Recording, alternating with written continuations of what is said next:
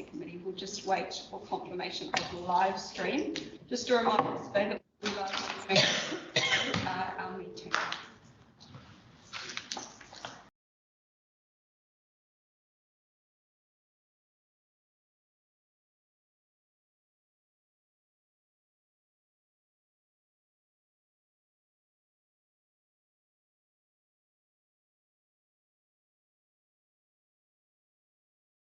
I will ask Councillor Stratford to open us with a karakia.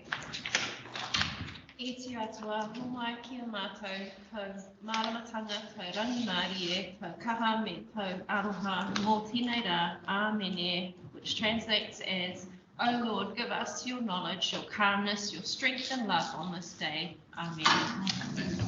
Thank you, Councillor Stratford. So good morning, everybody.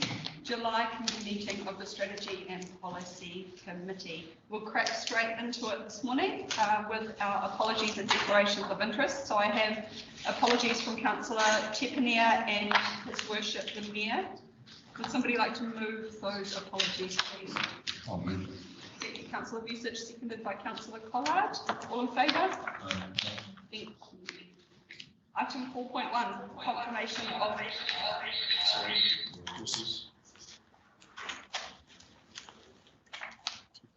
confirmation of previous minutes recommendation that the Strategy and Policy Committee A agrees the minutes of the meeting held 15th of June 2021 be confirmed as a true and correct record. B agrees the minutes of the extraordinary held 1st of July 2021 be confirmed as a true and correct record. Would somebody like to move those? Angie, can I move a correction, please? Absolutely. I was not present on the 1 July meeting and I'm recorded as being present. Thank you. Deputy Court. Madam Chair, 1st of July meeting, I did actually submit my apology. Thank you.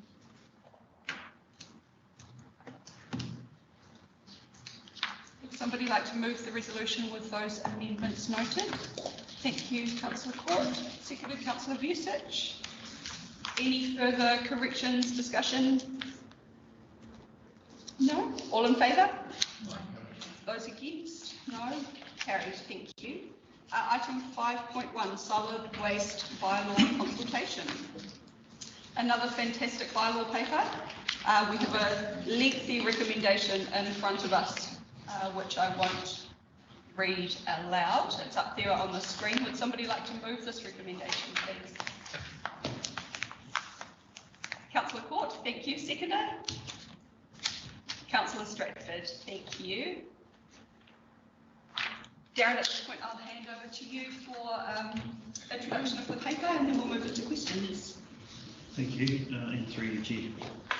The paper that you have before you in relation to the solid waste bylaw is simply a continuation without amendment. I'll take the report as being read and to total gore. Madam Chair, this is a really good report and the work done by officers is really pleasant and it's getting us back into the bylaw renewal cycle.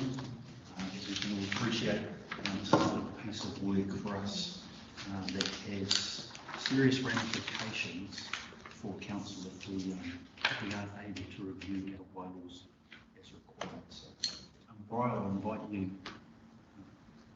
to the floor and make yourself available to take questions. Morena Brian. Okay. Did you want to introduce the paper at all, or are you happy just to move straight to questions? I'm happy just to move straight forward because we Fantastic. discussed everything. And do I have any questions or comments for Brian? Councillor Vucic. Comment, and that's on page 32, which is the bottom. And look, I agree with this bylaw, it's much the same, so I don't have an issue, but it's just by way of clarity, you prohibited waste of any liquid. Does that qualify? Because that means water, pure clean drinking water is a prohibited waste. So I'm probably being finicky, but so why would you say any liquid without qualification? I'm unable to answer that for you. That would be the solid waste technical engineer for that answer. However, at the moment we're consulting on the decision to continue the bylaw without amendment, because of all of the government changes that are coming in. So, however, in a couple of years, in 12 to 24 months, when we do look at potentially amending the bylaw, that's something that we can discuss it at that time. I'm just being trying to get really accuracy in terms of that's all. Thank you, Councillor Busich. Do I have any further questions for Brian? I had a similar picky query on page 39 under the litter section where I think it's in D. We talk about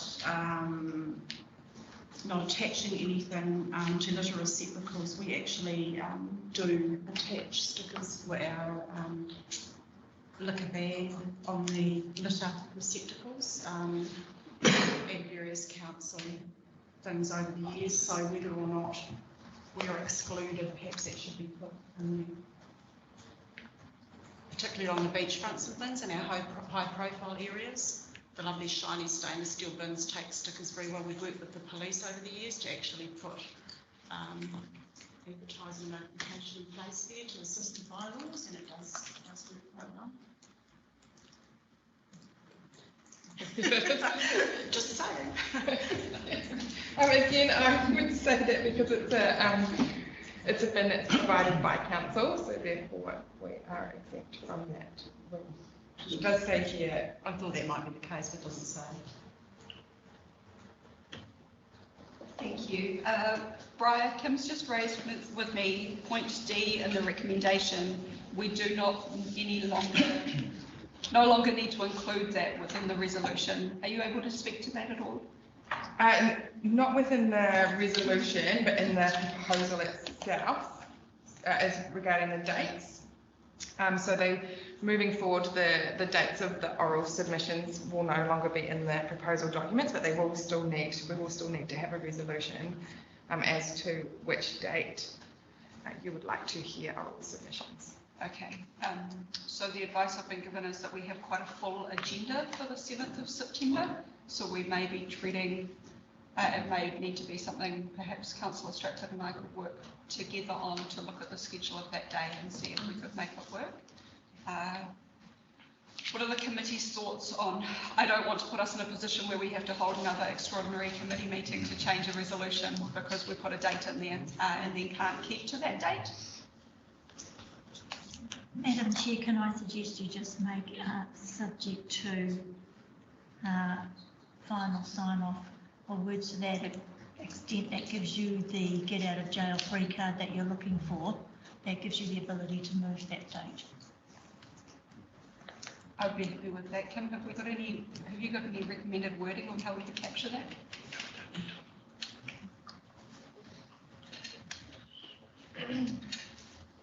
Can I just ask a question? Absolutely.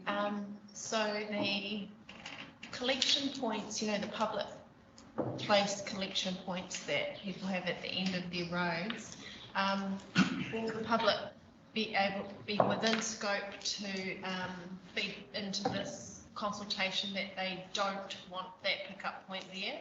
So the consultation is only on the decision to continue the bylaw without amendment. It's not on the specifics of the bylaw. So, however, all of that information is important, and so if people were to put that information in their submission, even though it's technically out of scope, that is something that we would hold on to for when it does come time to review the bylaw, because it is really important to get all of that information.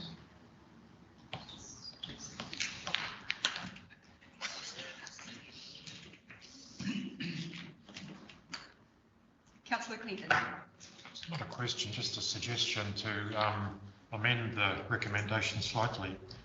Given that not everybody's going to read the paper, I wonder if the A should continue with another sentence or two, that after Government Act 2002, noting that, and then pick up some of the language on page 26, basically give the reason while we're proposing to put this straight through without amendment. So noting that central government is in the process of consulting on implementing waste-related proposals, etc. Therefore, council should wait until after central government is finalised or proposals are finalised before making any amendment.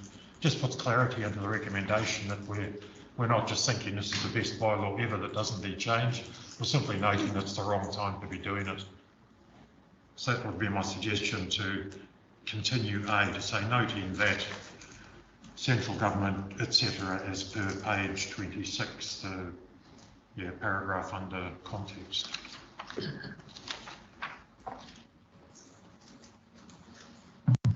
Councillor Court and Councillor Stratford, as the mover and seconder of this resolution, are you happy with that minor amendment?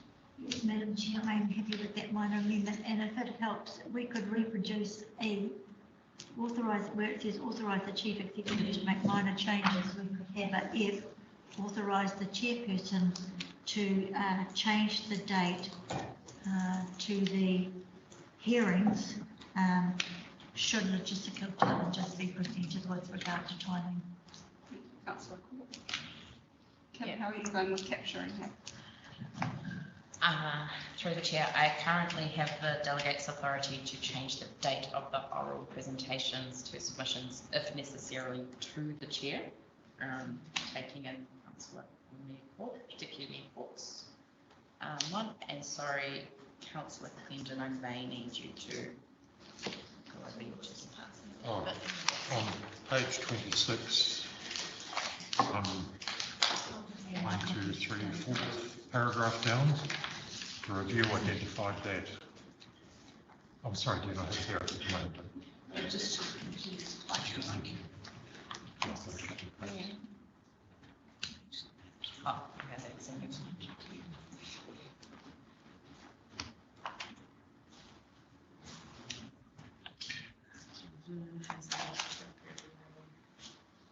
So noting that central government, etc.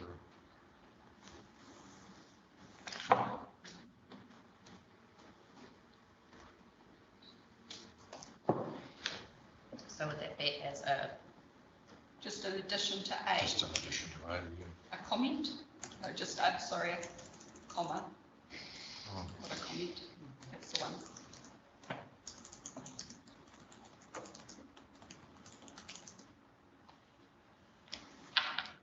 Is in the process of consulting on and implementing several waste proposals which may impact bylaw development. Councillor Clendon, are you happy at that point to stop? Or do you want to go further than that? Oh, sure, yeah, just so it's clear that we're doing this for a purpose other than simply because I think it's an amazingly wonderful bylaw. All right, team, we've got a really chunky resolution in front of us now.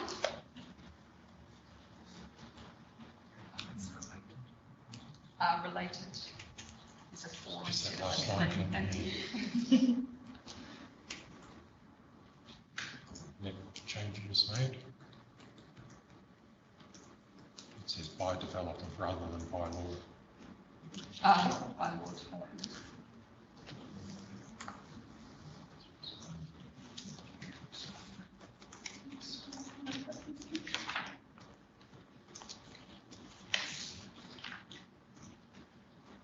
We just change notes to noting.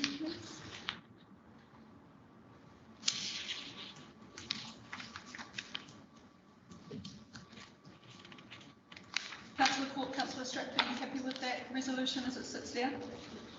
Madam Chair. Yes. Do I have any further comments, questions, debate?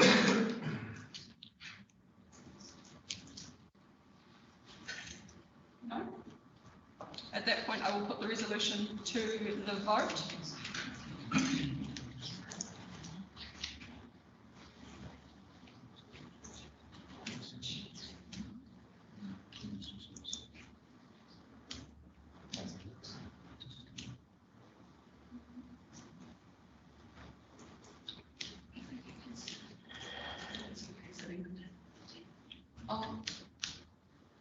Yeah, no, do we want to just wrap that bit into D? Does it need to be a separate bullet point?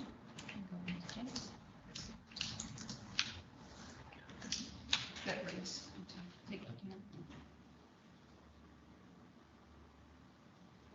All right, chunky resolution in front of us, everybody. I will put it to the vote. All in favour of the resolution in front of us on the screen, say aye. Aye. Those against? I'm against it. Thank you, Aye. Councillor. Make that recorded. Thank you, Councillor Foy. The resolution is carried. Thank you. Thank you, Brian. Item 5.2, Kohiringa Tie Twin Coast Cycle Trail Bylaw Review. Another really lengthy resolution in front of us there, or recommendation. We'll just let Kim get down to it on the screen.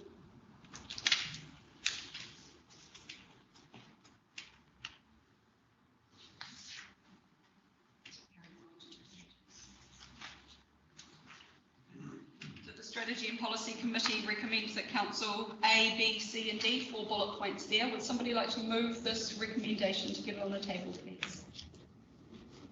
Councillor Member Ward, thank you. Seconder? Councillor Clendon, thank you. Darren, at this point, I'll hand back to you through you to Brian. Thank you. Through Chair. Again, this is a really important bylaw that is up for review. And again, Brian's considerable amount of work into especially recognising that the bylaw does need some amendment. As you will see in the report, and it details that through the body of the report. And so, Brian, I'll pass to you to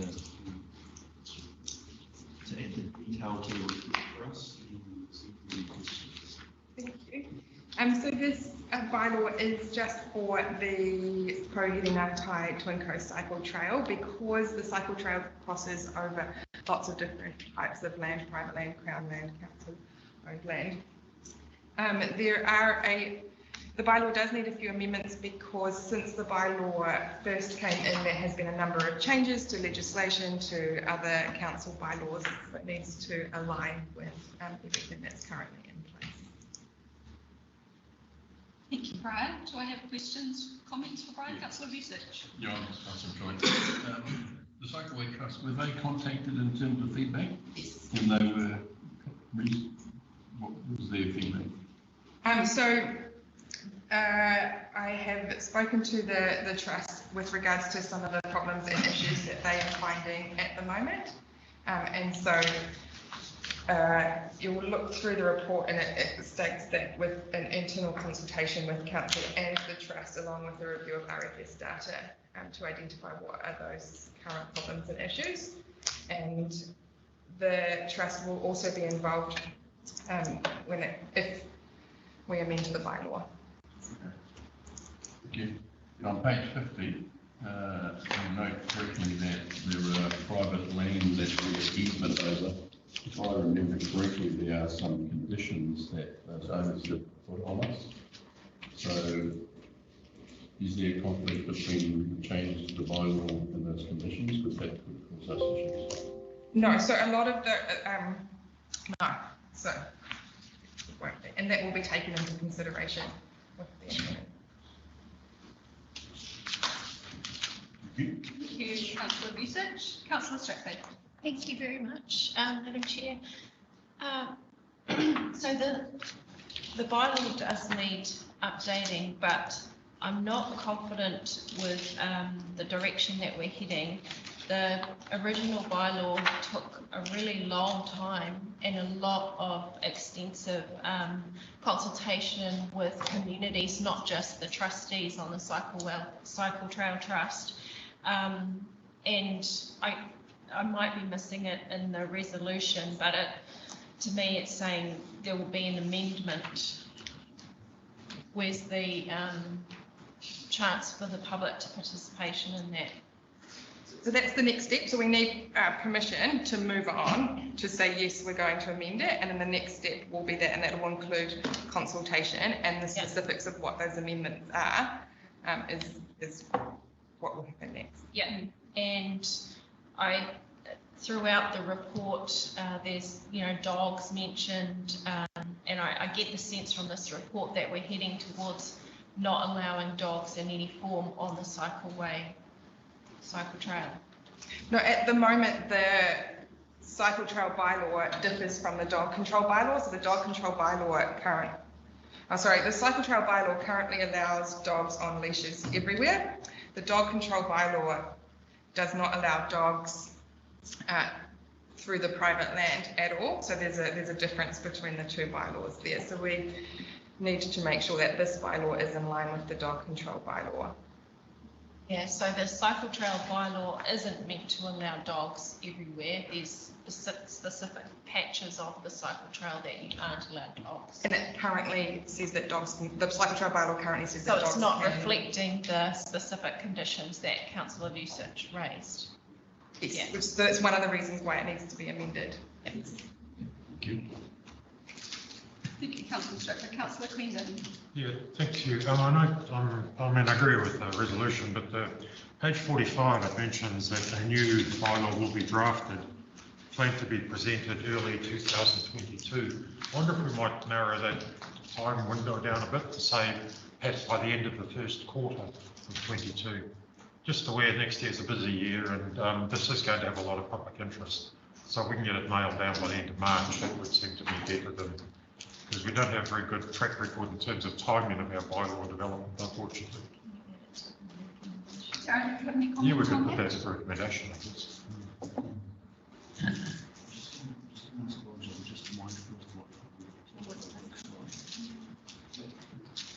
How confident are we in that March date? So at the moment, we've got a bit of a railway, so to speak, bylaws that are about to hit the next meeting. So we're working through those ones first.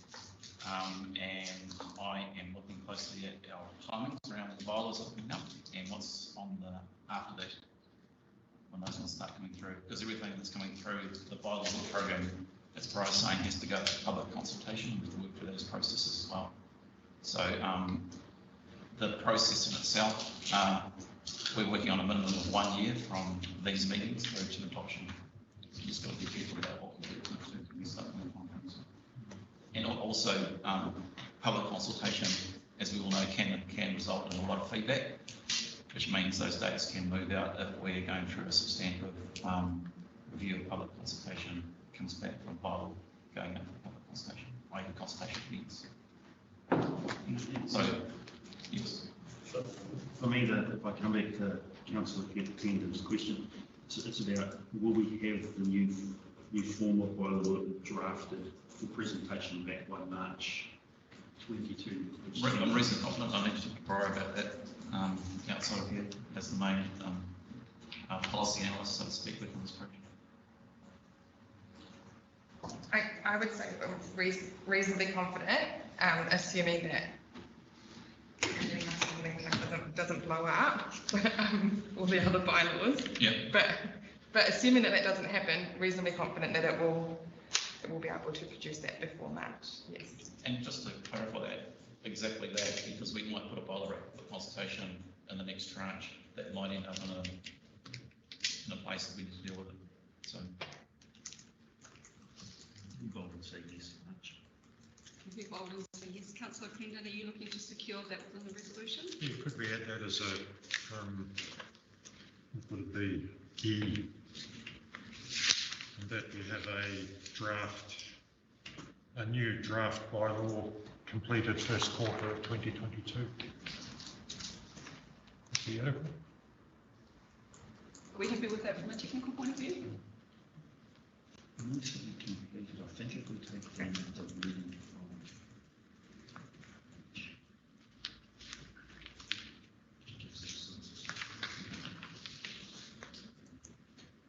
so the March 2022 that bylaw will be drafted and is planned to be presented back. I'm comfortable with that. Yep. So can I think, taking the words from here, agree that a new form of bylaw will be drafted and presented to the Strategy and Policy Committee by March 2022. Within the first quarter. By the end. Exactly. first quarter or end of March, because I mean January's typically a write-off pretty much, isn't So it? in the first quarter. In the first quarter of 2022, that'll be fine.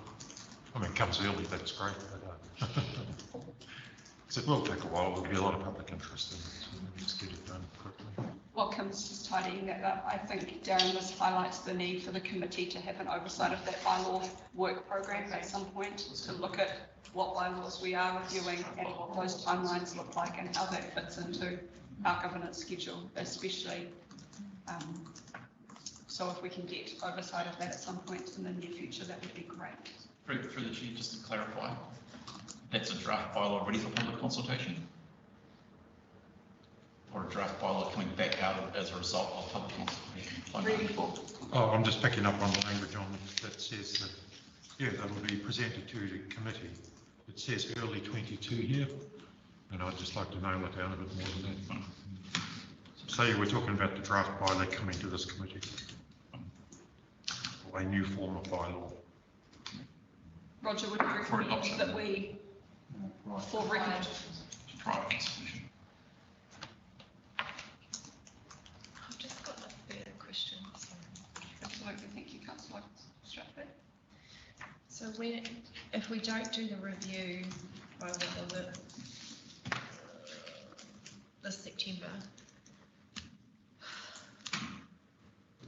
yeah, what happens? So the bylaw has been reviewed. This is what this is. So if you accept the recommendations that this has been reviewed today, then we've hit that deadline. Just for the Chair, just to explain what's going on here, is what we're putting forward are options. This is the review process. So this ticks the box for the review dates. So the reason we're bringing this here to this meeting is because it is a review date that's coming up in September. So this is the process we're bringing up for the review. So the decision you're making right now is what do you want to do with that bylaw? And the options, as you see here, is going to continue the amendment, continue with amendment, and allow the bylaw to sort of vote. So this is the review process that's happening here today. And when we walk away from here, we tick the box that the review is completed. And the bylaw that will be under review, still to be amended, will stand in its current 2016 form until a new one is drafted. Correct. Because we've met the review date, so. Yeah. Thank you. Sorry, Councillor Court. Chair, Mr. President. Do I have further questions, comments? Councillor Foy, have you got anything that you'd like to raise at this point? You know that there's no cycle trails in Taku, and I'll continue to bring that up. That's all. Thank you, Councillor Foy. I think that's outside of the scope of this paper today, but it has been noted. Anything further to the debate? No, we're very quiet today. At that point, I will put it to the vote if we could get the resolution in front of us. Thank you. While that's coming up, Briar, I just want to acknowledge the phenomenal work that you're doing in this space, especially with the reports that you're writing that are coming to committee. Thank you. I think I noted in our agenda preview your use of the compliance schedule and how fantastic it is, so thank you. Right, we have a resolution in front of us that the Strategy and Policy Committee recommends that Council A, B, C, D and E. Thank you. Moved by Member Ward, seconded by Councillor Clendon. All in favour? Those against? No? Councillor Foy in favour? Yes, in favour. Thank you. That is carried. Thank you, Brian. All right, that brings us to item 5.3, significant natural areas project options. So we have a recommendation in front of us, but it is 3 different options that we need to make a choice of. So at this point, I'm not comfortable with putting a resolution on the table. It's been recommended that we suspend standing orders in order to have a good conversation to come to a point of resolution. If everybody's in favour of that, We're going to suspend standing orders 20.5 by resolution. I'm happy to move that. Would somebody like to second? Thank you, Councillor Stratford. And I will take a speaking order, but Darren, perhaps first, if you've got somebody who would like to speak to the report or introduce it, and then we can go from there. So do we need to formally move and pass that change of standing order? Sorry, we need to vote on it. You're right. Thank you. All in favour of the resolution to suspend standing orders 20.5? Aye. Those against? Aye. No, carried. Thank you, Councillor Clinton. I'm sure she was cool. Hands rubbing off. Delay. Thank you. Over to you, Darren. Thank you, Chair. Look, the report that we have in front of us today in relation to the significant natural areas really comes about through what the CE would refer to as democracy in action. We saw a real groundswell recently where the community voiced their concern over part of the draft district plan, which is currently for review.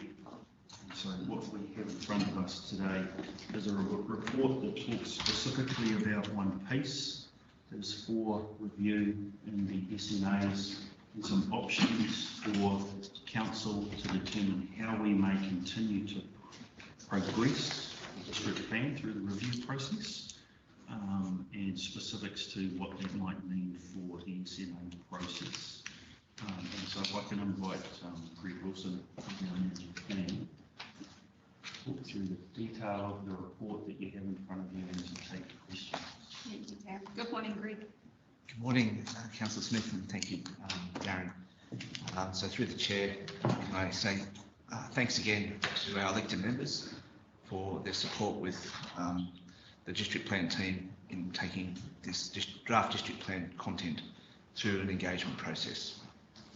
So this report is a reflection of a process where we have shared the development of a draft district plan with our community, and we have received responses and learnt about communities' concerns and preferences about how a significant resource management issue be managed.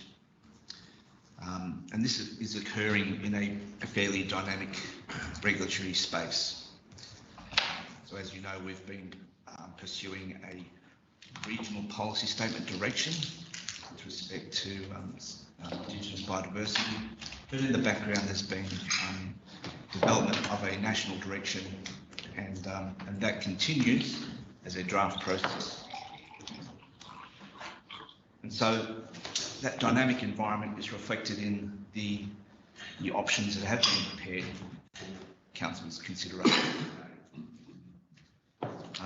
The first option is representative of the continuation of the current process involving identification of potential natural areas through a mapping process, and that gives effect to the regional policy statement. That is a quite specific and direct way to manage that resource, that natural resource. But it is also the method that has attracted the most concern from our community. The second option is a method that is a method that still seeks to achieve the directions or the requirements of the regional policy statement without the use of maps. So that means creating a policy framework that can seek to manage Indigenous biodiversity and species of significance and habitats without identifying their potential location and putting that into the district plan as a mapping tool. That is associated with a risk management process, because without understanding where those particular resources may exist, it means that the burden will be placed on our landowners and communities to ensure that they can demonstrate that significant effects are avoided or managed upon those natural resources. And so the task there would be for the district plan team to consider what is a suite of policies and methods that can arrive at a similar outcome, and that might mean a lot more ecological investigations and reporting and resource consents for people, especially in coastal communities, because the burden would be on those undertaking activities to demonstrate that they can avoid adverse effects. And the third option is representative of recognition of the dynamic regulatory space that we fall in at the moment. At the moment, there is a draft national policy statement for Indigenous biodiversity, and that contained a lot of rich content about principles and processes for engagement with communities to undertake mapping of significant natural areas. It also had many other methods within the national policy statement to work with tangata whenua to identify taonga and to understand whether or not that is placed in the district plan or it's managed other ways. It also had roles for tangata whenua for monitoring the condition of the natural resources. And so it had a very broad and rich piece of content of policy framework for Indigenous biodiversity. We understand that that draft national policy statement has been subject to further review and may be subject to further change. And there might be some real value in seeing what that contains at the end of that review process. Given that we're creating a new district plan, if there are superior or more a broader set of policies that may be more effective for our communities, it might be worthwhile looking at those before we notify a proposed plan. And so there is a timing issue there. We understand that national policy statement may be available for gazettal by the end of this year. That coincides with our likely or our target date for notification of a proposed plan. And so that option 3, represents perhaps a strategic approach where we wait and observe to see what that national policy statement contains, and it gives us some time to adapt our proposed plan to give effect, maybe initially, to some of the policies, but also to recognise the methods and timeframes for undertaking a mapping process with communities. In the draft, that represented up to a 5-year process, and also would allow for council to resource itself properly to undertake that role. Now, in the event that the national policy statement doesn't land in that timeframe, the recommendation sets out that we would then notify the plan within a set timeframe to achieve our statutory goal of notifying the plan before the repeal of the RMA at the end of next year. So there's a bit of a bracket of time to allow for adjustment of our policy framework, and then a process to actually do the statutory notification and get that process in train. So the 3 options represent a spread of current process, a variation to that process to take out maps and maintain our timeframe, or a strategic approach of taking out the maps, but making sure that we recognise the most up-to-date policy approach. I'm happy to assist with any questions. Thanks, Greg. Before I open the floor to discussion, I just want to acknowledge the work that's gone in, both from your team and from a political point of view, and continuously working on this, trying to find a really good solution. I know that some members met with Willie Jackson yesterday to discuss this. Dover. Sorry, Dover Samuels, my apologies. And I also understand that James Shaw will be coming to meet with us on the 5th of August, so this is an ongoing conversation. Just wanted to reflect that before we opened up to the floor. But at that point, the standing orders 20.5 suspended. The floor is open. Questions, comments, discussion?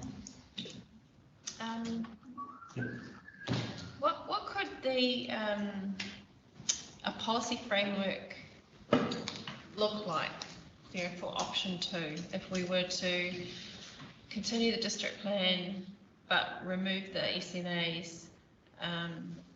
How would we give effect to the higher order planning instruments without, you know, there being more, you know, I mean, we've already got the rules in the draft district plan. How would they then be, you know, how could you apply the rules without the mapping? Very good question. Thanks, Kelly. The operative district plan represents maybe how that would work, because the operative plan represents a policy framework arrived at as a result of a very similar process where SNAs were shared with the community, they weren't accepted, and so a very broad policy framework was put in place, along with lots of advocacy and methods that would support communities in achieving those outcomes. So in a sense, we have in our back pocket a policy framework that represents that. Yeah. The issue that we face, though, is that the regulatory landscape has changed since that plan was made operative in 2009.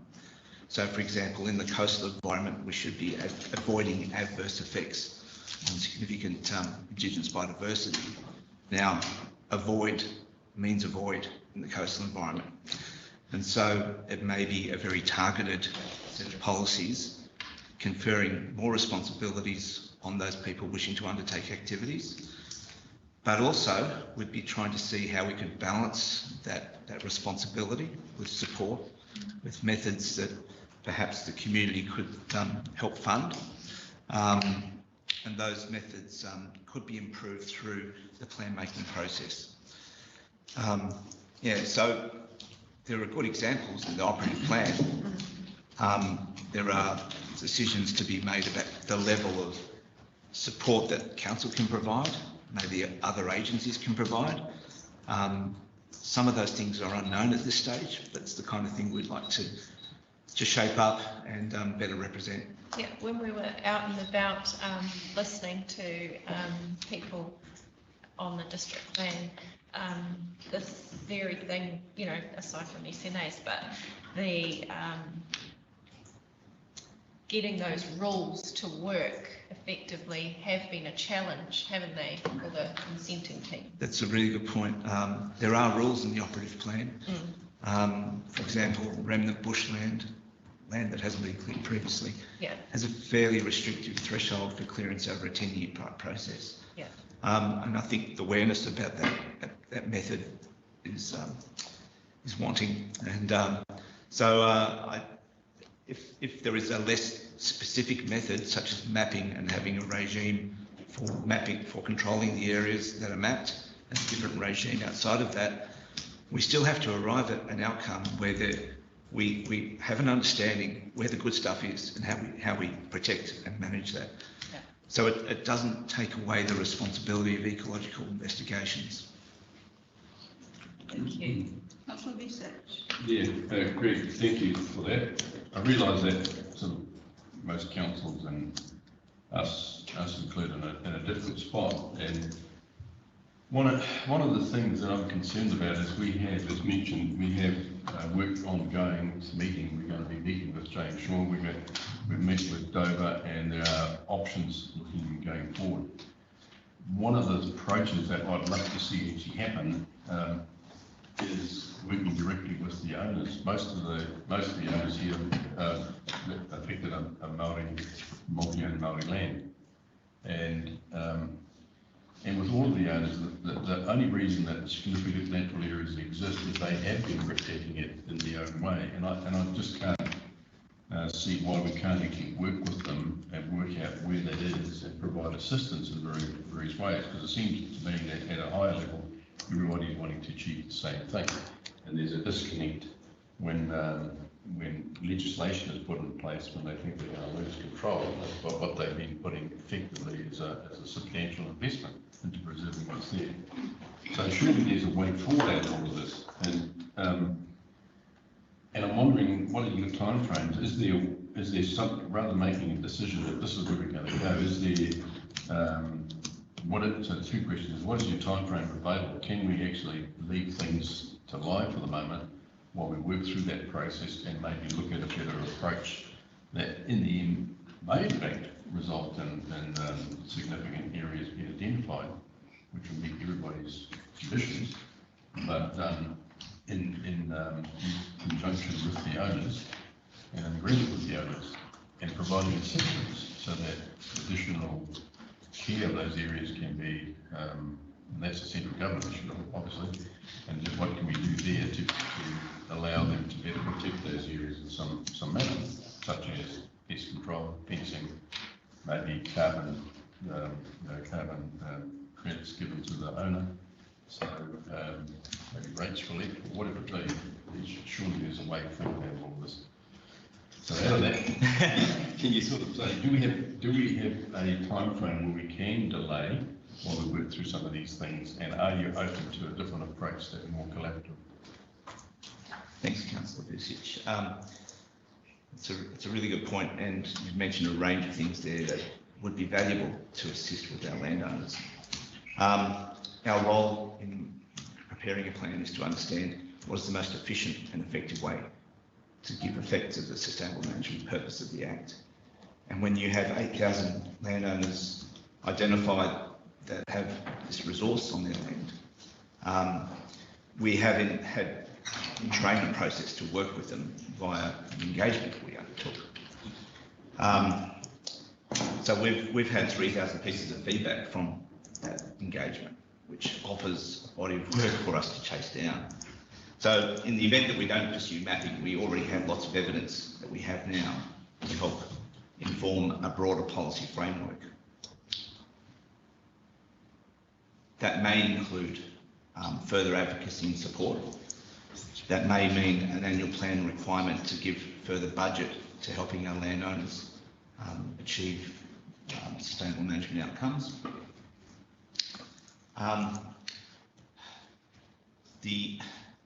On the horizon is a national policy statement for Indigenous biodiversity that also may suggest mapping as a requirement with a different process to undertake, to get to that outcome. And I think until we see what that looks like, we can't really determine the best method.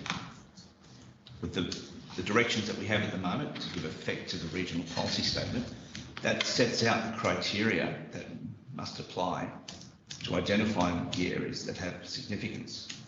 So that was created in 2016. That is enduring, that doesn't change.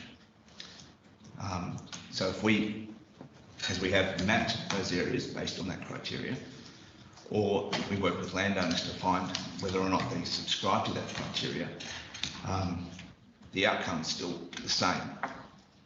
Madam Chair, one of the things I'm concerned about, and I've just mentioned, is that the feedback that I've got, and I've seen it myself, is that the mapping is actually inaccurate, and it's inaccurate for a number of reasons, and even a shadow, for example, from an adjoining native block was identified as being a SNA, so there was a desktop exercise done, and having the time then to do it properly with the owners, that would actually take a lot of angst away from that. And in some cases, and I think this is totally unfair, that land that became landlocked for whatever reason and unable to be utilised for purposes have resulted in regeneration of some native fauna, and as a result has been now put into SNA. And therefore significant land that was once in production could be being lost. So there's a fair bit of things to work through. And I don't see any easy way of getting around, well, in fact, I see all sorts of problems in setting a policy. And I know we are creatures of statute, and central government is going to come through and say, this is what you've got to do, and we're forced to do it. It will be, against the law. So, but that does still require people to work, and I'm hoping that central government or whatever sources can recognise this and say, yes, well, we need to put aside the cost and the funding to make this happen and be done properly, that it's fair and equitable, so that those that are trying to preserve the area can be encouraged and do it. And there are many out there that want to do that, and address some of the inaccuracies. So I can't see any other way except getting down to that level. Thank you. If I could suggest that the engagement with the mapping exercise was to exactly do that, achieve that. It was a draft map where we asked for feedback on the accuracy of the mapping, how that land was used, how it could affect landowners. So when we have a catchment of 8,000 potentially affected landowners, that method represented, for our purposes, the best way to start that process. If you are putting maps in the draft and the proposed district plan, you want to make sure that those maps are accurate and represent the best knowledge of our landowners and the process. So that engagement was designed, and we have had a lot of feedback and requests for refinement. So if we don't pursue mapping as a method, that the need to still protect and manage that significant natural area based on the criteria in the RPF remains. It's just how we work with our landowners to ensure that there's methods to bring that issue to light and manage it appropriately. And in certain environments, such as the coastal environment, that will be a burden, quite more direct burden on landowners, likely through ecological assessment and resource consent. Yes, I realise we're in a difficult position, Madam Chair, and I'm just looking at ways that we can actually do all of that. Absolutely, and I think that's why this discussion is so important. Councillor Foy, Councillor Keenan, and then Councillor Collard. Thank you. Can you hear fine? Yeah, you're all good. I've written some comments in the chat. So the first question I had was, what was the response from the Regional Council about a request to change the RPS to reflect that the NPS for biodiversity is inoperative? Appendix 5 of their regional policy statement specifically. I'm not aware of a response to that question, Councillor Foy. Currently, our council has to give effect to the regional policy statement. We're aware of that. It became operative in 2016. But that was under the premise that the NPS for biodiversity was to become operative in July this year. And that's reflected in the wording under Appendix 5 of the regional policy statement. Has our council formally written to the regional council to request a formal response on this matter? Our department hasn't. As a council, would we like our staff to write this formal letter to get a formal response of that nature so that we know exactly the direction that we're working under and that we can provide that to the public, that this is a direction from regional council? I don't think it's really going to make a difference because the councillors are standing pretty firm on where their RPS sits. What does that mean? Standing firm on where the RPS sits? Yes. Does that mean they're not wanting to make any changes? No. Okay, so we'll get that in writing from them. Okay. So I think as a council law for FNDC, I think that needs to be provided in writing exactly where their council sits formally on this matter, because each of them do get a vote, and changing their regional policy statement is within their jurisdiction. That's number one. Councillor Foy, that's quite technical, so I'm just going to ask the technical experts in the room to perhaps give us a little bit more commentary around what you're asking. Through Darren. Thank you. Councillor Foy, if I understand correctly, you're wanting council to instruct the CEO to write a formal letter to the CEO of NRC with requests that they give us their formal stance on their approach to the regional policy statement in light of the fact that the national policy statement is yet to land. That's correct. Because if you look at the wording of it, it is reflective that both our council and regional council and Kaipara Whangarei, it was very clear in the legislation from Ministry for the Environment that this policy statement was supposed to become operative in July, so this month of this year. And they may have approached it differently, considering that it still is not operative. And so are they requesting that we go above and beyond statute in their methods? And is that their direction as elected members is the question. So that's the first thing that I wanted to highlight to the other elected members is that I would like to see our council do. Because unless they change their RPS, and Greg is correct, we're bound to give effect to that. Do you want your staff to respond, Rachel, before I ask my other questions? Is anybody wanting any further clarification on that point that Councillor Foy has raised, that I'm assuming she's going to reflect in a resolution/amendment later on in the debate? Just a comment. I think basically all of it would be saying to the NRC is, are you standing by your regional policy statement? And the answer will be yes. There's no way they're going to put themselves between us and central government, which is effectively what you would be asking them to do.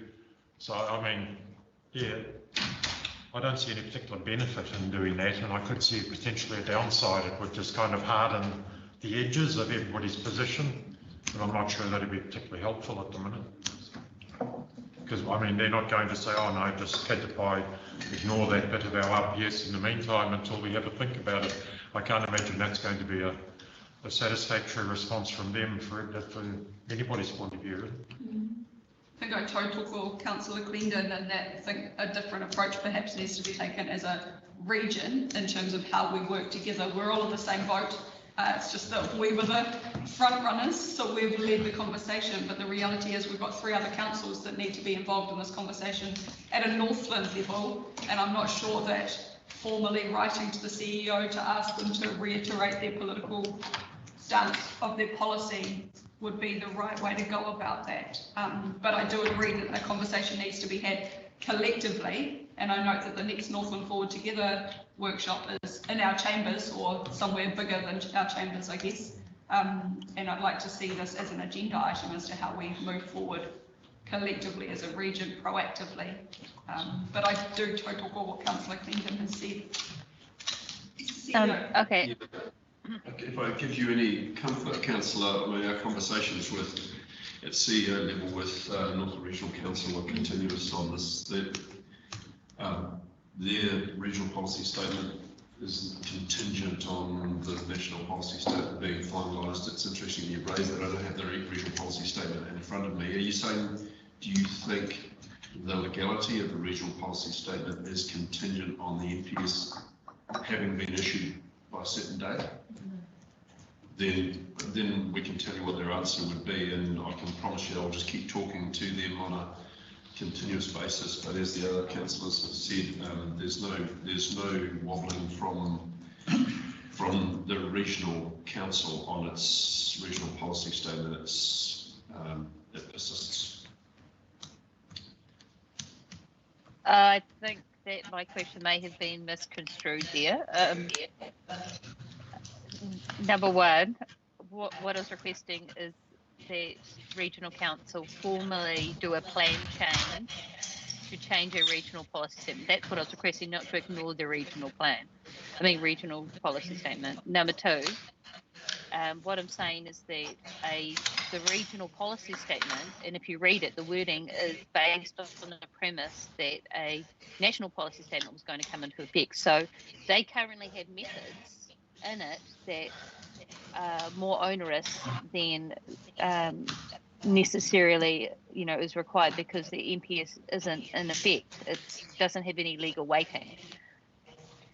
So I don't know if Greg wants to comment, but it's a political aspect where we're asking the regional council, would they do a formal plan change about Appendix 5, which is how you define the ecological value of land. In particular, I know that in the coastal policy, the coastal areas, that we need to have more stringent rules. That's clear. But even under our current plan, we have that. We have visual amenity rules. We have much more stringent subdivision rules. We have stronger earthworks rules. We have stronger landscape rules in terms of coastal amenity. That's already clear within our framework. All that we need to do is beef that up more. So what I see from the public is that they don't want it to be mapped. That's the clear response that I can hear from both Māori and, predominantly rural landowners, because they can see that that will continue on to potentially more regulation in the future. And they don't see any incentives to do so. We don't have under our current district plan any development bonuses for Indigenous biodiversity preservation. We don't have any, I'm not sure if we could afford rates relief for that much land in our district for the SNA. I like the options in the report. I think as a council we should seek formal response from the regional policy statement about their methods in Appendix 5. And in terms of what's currently set out, I do like the option of deferring it. I think that will give us more clarity on if there is any financial incentives under the new climate change legislation for financialising carbon. I don't know how the district plan feels about delaying it that long in terms of having the plan operative before, the RMA is scrapped. And if Greg wanted to comment on that. But definitely no mapping under the district plan is what I'm hearing from the community, and that's already done under the existing P&A's framework. That's not referenced in this report, but DOC, Department of Conservation, have done their own mapping for protected natural areas, which are referenced as part of the assessment criteria. For example, for a subdivision, significant Indigenous biodiversity and any subdivision within 500 metres of DOC land is a criteria of subdivision. We could look at that type of assessment criteria in terms of our current framework and rules. Thank you, Councillor. Could Greg respond to that? Yeah, I'm also just going to remind you, the majority of us around the table don't hold the technical knowledge that you do. So if you could, for lack of a better term, dumb it down a little bit if you're wanting to get those messages through to elected members. I'm feeling quite lost at this point. Greg, if you've got any response. Otherwise, at this point, Councillor Foy, I will move on to others, and when we've got time, I'll come back to you. I'm just really mindful of time.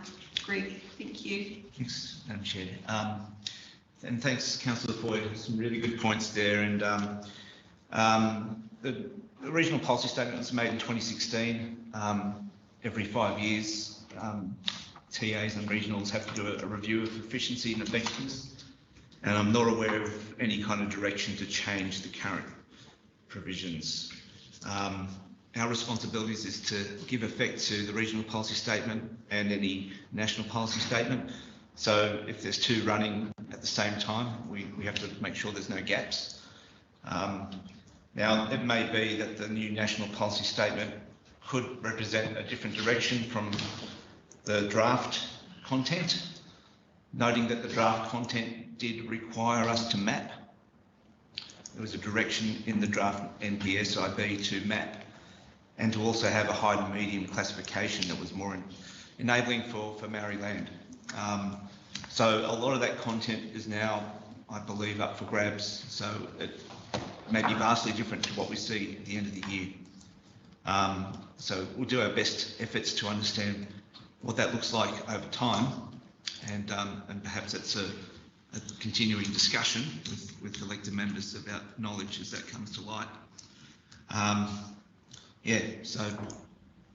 I also, one of the consequences of notifying in the new year is the responsibilities under the Climate Change Response Act. As of 1st of January 2022, there should be emissions budgets available for the first 4 years and then 5 years thereafter. And our responsibilities from a district plan perspective is to have regard to those emissions budgets, emission reductions budgets, which is a lesser test under the RMA. And if I could suggest right now, our draft district plan does a lot of good stuff with respect to greenhouse gas emission approaches. Compact urban form in particular, basically increasing density in the core, maximising walkability, commercial exchange, etc., is a big step forward in that direction. Having a horticulture zone, maximising the use of water in transition from pastoral to other more intensive production uses is another good tick from that perspective. So I don't think our responsiveness to that new regime in the new year is necessarily an issue. Thank you, Greg. Councillor Clendon. Thank you. You were offered 3 options here, and to me, the option A, it is an option that we crack on regardless, but we might have a lot more of that active democracy going on if we choose that route. I mean, the message has been loud and clear, and it's almost ubiquitous. I don't think we can, with any justice, really just charge on and pretend none of that's happened. The third option sort of locks us into the timing of that policy statement, the new NPS. I've got no confidence that'll be done by December. When John and I were down there, the Minister indicated his sort of fond hope that another exposure draft might be in this month, but the officials backpedaled pretty solidly and were looking optimistically perhaps towards August, and that will only be an exposure draft, it won't be the final. So to suggest you get an exposure draft, some feedback, a final draft, which will then have to go through some form of, it's just not going to happen by end of year really, and I'm reluctant to see us, as I say, tie us into such a timetable that would really, there'd be a lot of wheel spinning going on, I suspect. The second option, it's not ideal perhaps, but I think it's probably the best we have. It does put a degree of case-by-case options into it, which is in line with the principle that ideally we'd like the landowners to have some degree of leadership in the outcomes on a site-by-site basis. It's probably the least efficient of all the options and the best, but frankly, it's probably the best that's in front of us at the moment. It means we're showing willing to fulfil the intention of the legislation without necessarily charging ahead and getting ourselves into more trouble with our own ratepayers, and ultimately it's the well-being of the district. That's our ultimate responsibility. That's what we sign up for. So to me, of the options, that is the best one, and I accept it's not the most efficient. It does give us an element of breathing room, which I think is what Councillor Vucic was looking for. We can be progressing without going to the mapping, because that is obviously the point of difference. That's the the flaming torch material really, if we progress with that. So that'd be my thought, that we pursue that second option, acknowledging that it's not a perfect outcome, but I think it's the least bad of the 3 outcomes in front of us. Thank you, Councillor Clendon. Councillor Tollett. Yeah, thank you. I appreciate your comment about Felicity dumbing things down. I need that big time. What a lot of the jargon is above my head. I recognise that never before have we seen such unrest on so many different fronts from our populace and the people that have elected us to this office. And it concerns me that we've got to proceed with extreme caution because of the environment that's being created by all of these things. And if you just look at some of the stuff that's in the media currently, teachers, nurses, the SNA, UTEX, Heritage Trust, they're all against authority or the will of the government. And we're seen as the instrument of delivering this. So we've got to proceed with extreme caution and remember that we are the elected people representing the people, not torturing the people. That really, really concerns me, that we've got people that have told them what to do with their land, and very often it's stuff that they've created themselves. I understand what John Research has spoken about, David Clinton as well, and politically, it's all heading in the same direction where we are very, very concerned about where we're heading and how we're going about it. So I haven't got a question, it's more a statement of proceed with extreme caution because we are here representing the people. And that is our mission, not to torture them. Thank you, Councillor Collard. Can I ask if you have a preference going with the kaupapa of proceeding with caution of the three options in front of us? Probably will depend on that. Thank you. Who's next? I'll go. Member Ward. It is a pretty in-depth, I mean, I'll leave it to Greg. It is high-level stuff and it's for the experts to deal with, but from that grassroots level, I received a lot of complaints, irate phone calls mainly, relating to the mapping. Ironically, most of it was to do with the Opua and Opua Forest area and Russell. People couldn't believe what had been mapped and the regenerated gullies and bush, things of very little significance.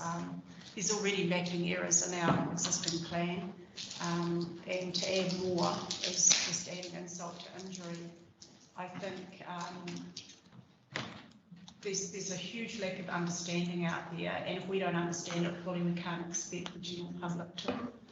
And yet we're sort of the ones sitting around the table listening and discussing and reading about it. There's also the cost factor, I think, is another thing that's really getting to people. Already they are frustrated at the need to get resource consents to do things, and you're talking about coastal areas that could require resource consents. Most of our land is coastal, and or backs onto waterways or bush or the like. So I think, people are just, we're going into rates. Rates are going to go up, people are going to get hit. They're talking about, looking at more resource consents. They feel like their rights and their basic, I guess, home ownership, Kiwiana way of life has been stripped from them. And there's really,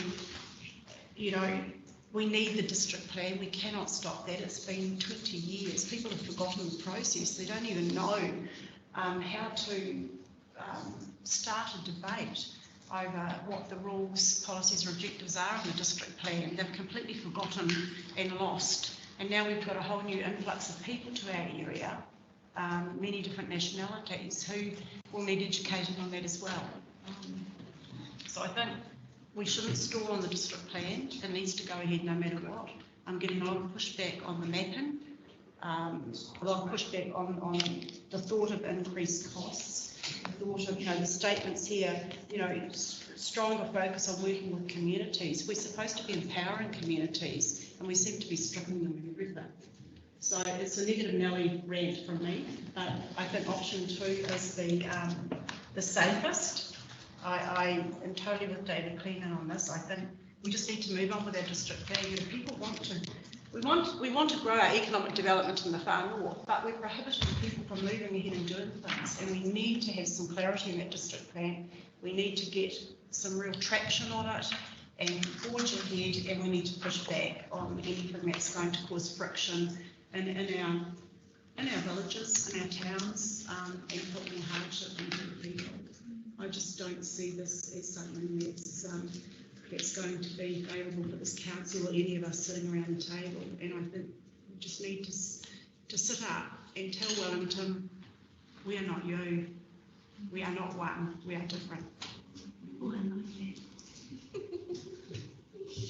Thank you, Member Ward. Councillor Cook.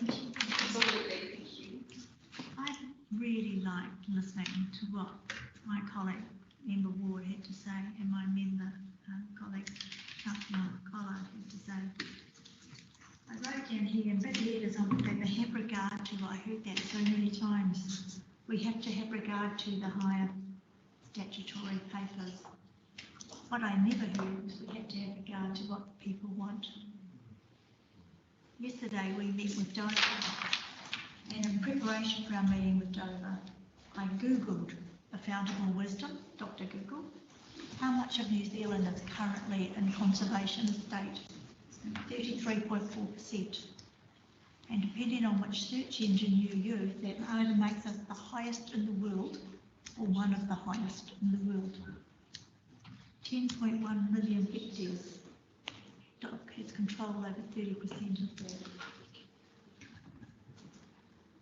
I think we can all aspire to what the Indigenous Biodiversity Policy Statement, and I didn't say that right, is trying to achieve. But I think we've gone nuts. And I apologise because I'm sitting next to an ex-Green MP, but I think we've just gone too far. We have, on one hand, we have an agenda to make home ownership more affordable. We have, on the other hand, we have climate change. We have, on the other hand, the greenhouse gas emission objectives. We have SNAs, which is a swear word in my book, and everybody should put $2 in the jar every time it's said.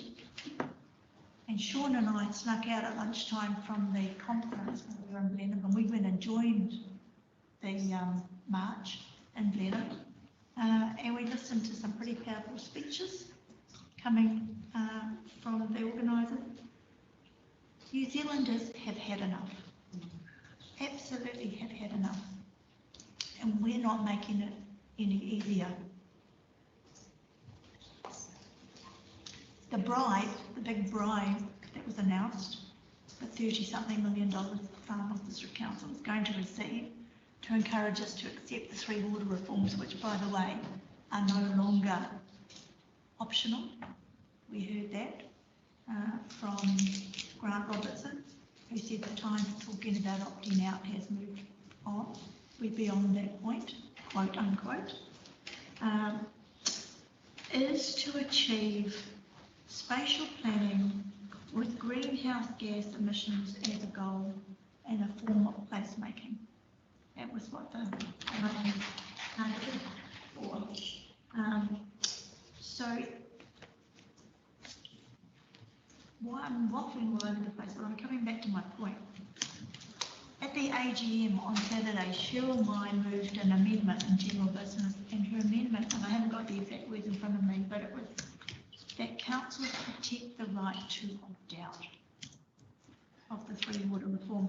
And I think we missed an opportunity.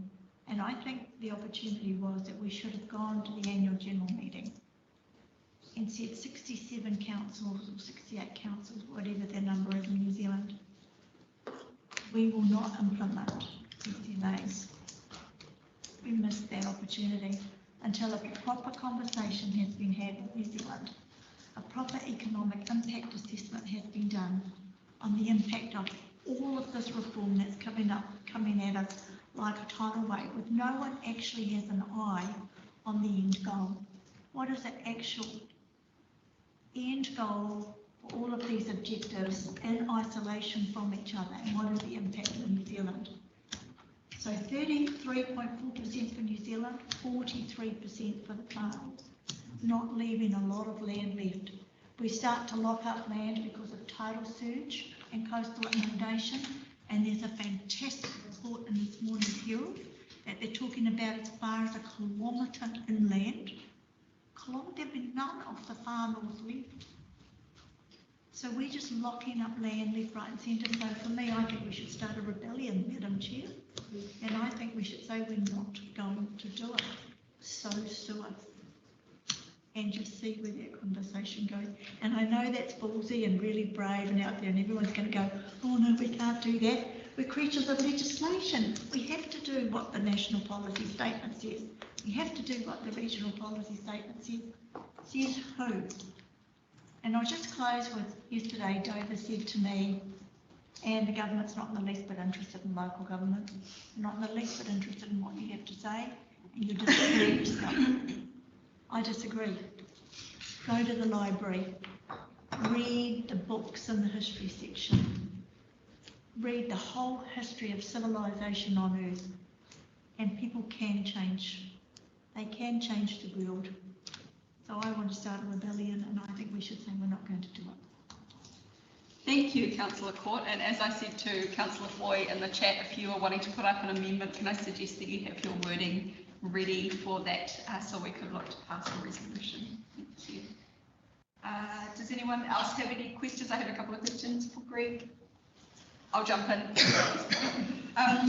Greg, in terms of option 2, so for me, I think it's well known that I'm not in favour of delaying the district plan any more than we need to for a number of reasons that are outlined in the report. So thank you for putting those in writing, especially the climate change side of things and the changes to the RMA that we're looking at facing, and how that the importance of us securing our local voices in our district plan before we don't have the time to do that anymore. I think that ultimately, because it's a really good point, Councillor Court, that we have the obligation to give effect to the voices of our communities. We swear an oath to that, and if we have an opportunity that's fading, and it is fading, that says that in this report, then we need to make sure that we make the most of it.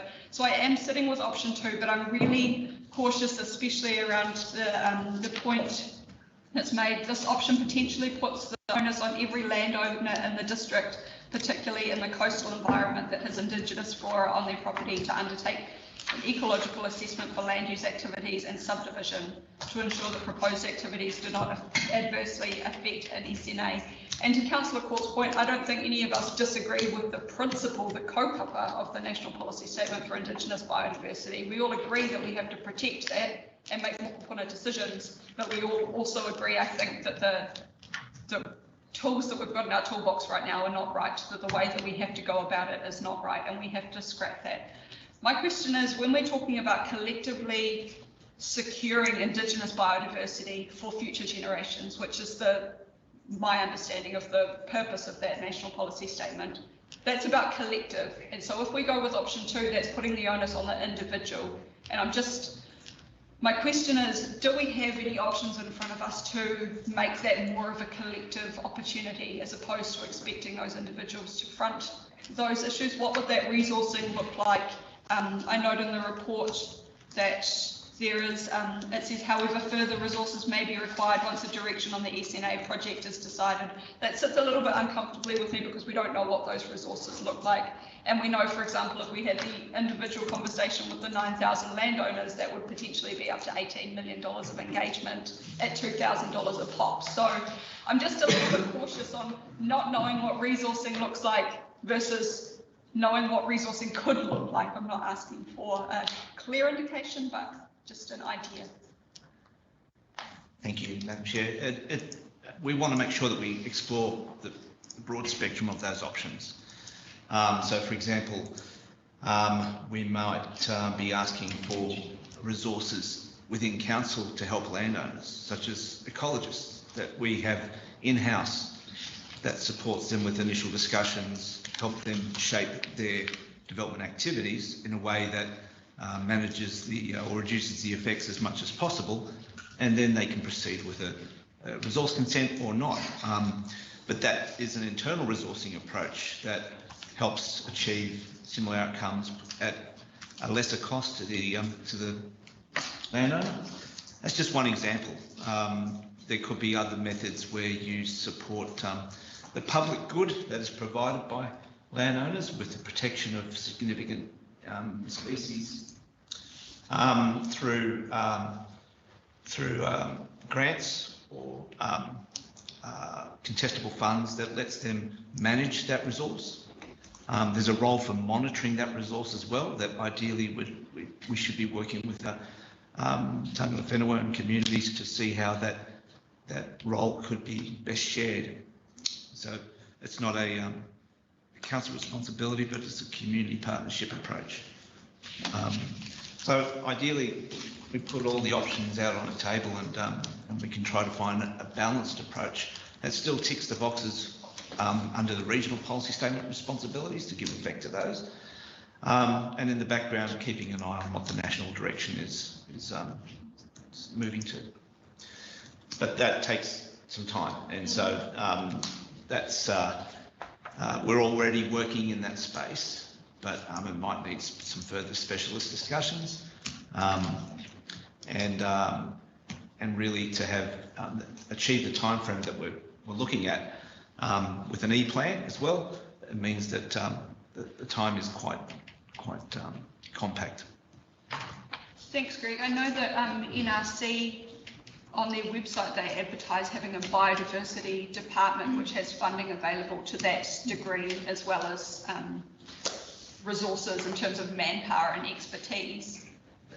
To Councillor Court's point again, perhaps we also missed a trick in that we should have gone to the NRC LTP and said you need to increase your biodiversity project to support our communities in terms of this. Do we have any ability to put that onus on Northland Regional Council, knowing that it's the same ratepayer but it's more collective?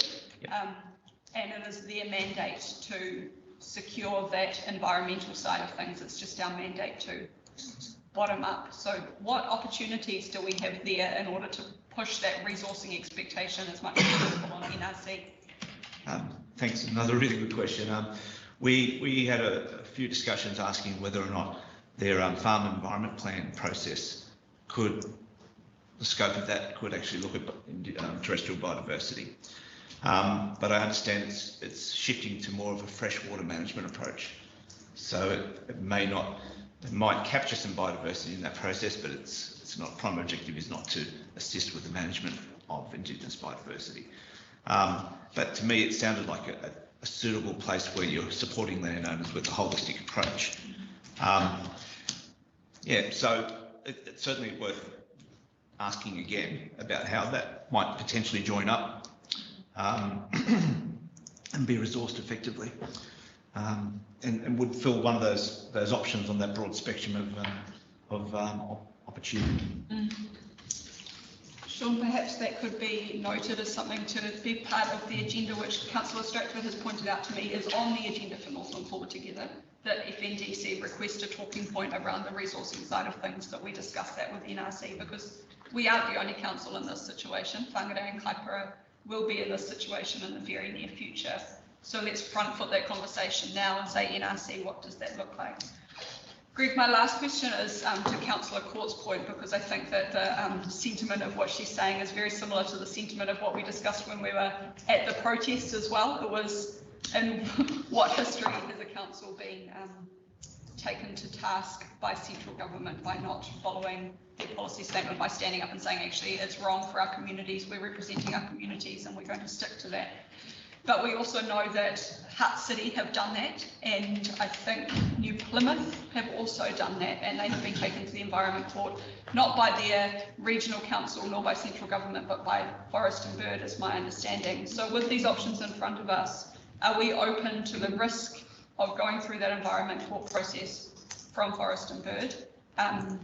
And are we open to that if we go down the avenue of what Councillor Court's suggesting, and what does that risk look like versus resourcing? Thank you. The risk is real, but it depends on what we present as our attempt to get a balanced approach. And in certain situations, it's more specific, such as the coastal environment. But our community, and it's something we advocated through our submissions on the draft National Policy Statement, you know, it's not a one-size-fits-all. The management of Indigenous biodiversity affects our communities in pretty profound ways, socially, economically, culturally. We made that clear in our submission. So implementing a pretty blunt policy approach definitely resonates and impacts on the ground with our communities, and It's really a dramatic demonstration of what that looks like. And I think perhaps that in itself has created a better profile for this issue, and having this type of discussion is really good, because otherwise I don't think our issues were fully understood. So we can definitely demonstrate that is the public concern over this issue, and that we do need to have a rebalanced approach to try to achieve or give effect to those higher order directions. And so in a sense, maybe there's a bit more license to try these different things to still reflect the community's sentiment and achieve our regulatory responsibilities. So the risk is there, definitely. It could be a slam dunk from an appeal process, but I think it's very appropriate for us to test the best way that we can still achieve those outcomes. Thank you. Councillor Stratton. Thank you. So in the report, option 4 doesn't really make it into the schedule. That was what we discussed at the beginning of question time.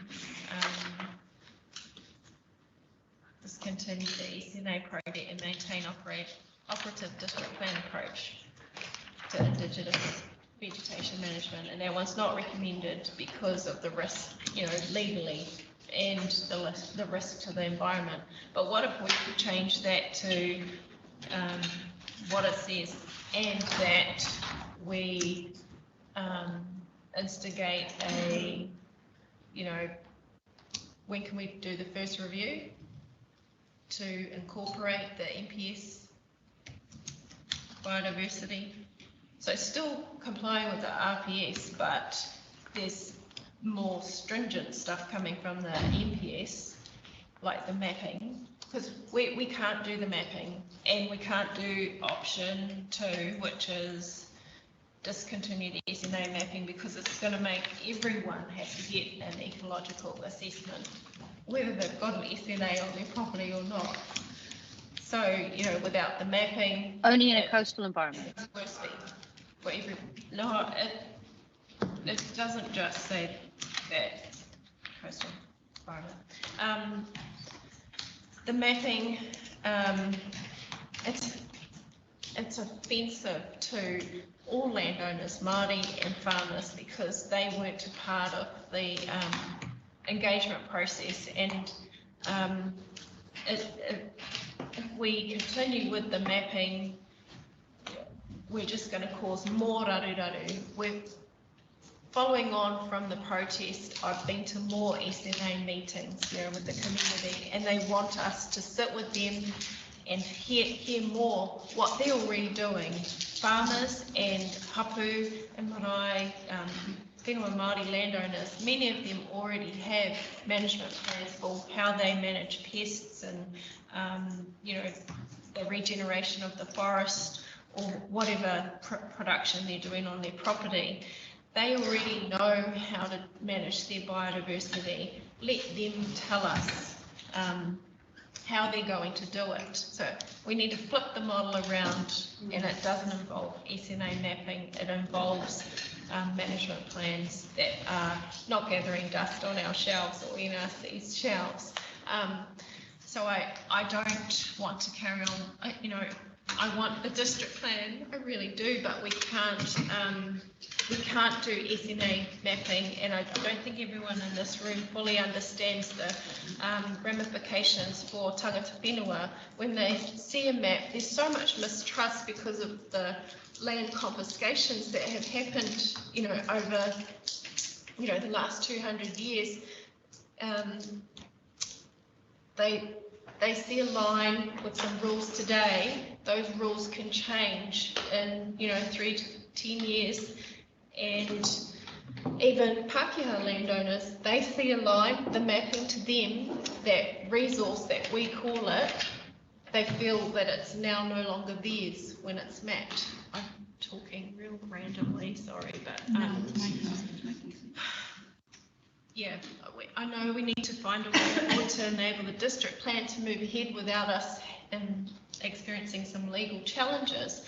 But I think if we can sit around the table with hapu, federated farmers, forest and bird, and come up with the balanced approach that fits our district, then everyone will win, even the flora and fauna. But I don't know what that. That was my point, Madam Chair, and surely we could do that. It may take time, but working at that level, that's another thing. That's the only way you're going to make progress. And I think we made a good start with some principles we laid out with Doby yesterday that he's going to take to government on, you know, we need to do our letter to government as well. We need to just keep, and what I think government was trying to achieve with the MPS when it lands next year is where we want to go and where the people want to go. We didn't do it in a very good way. But it's not your fault, Greg.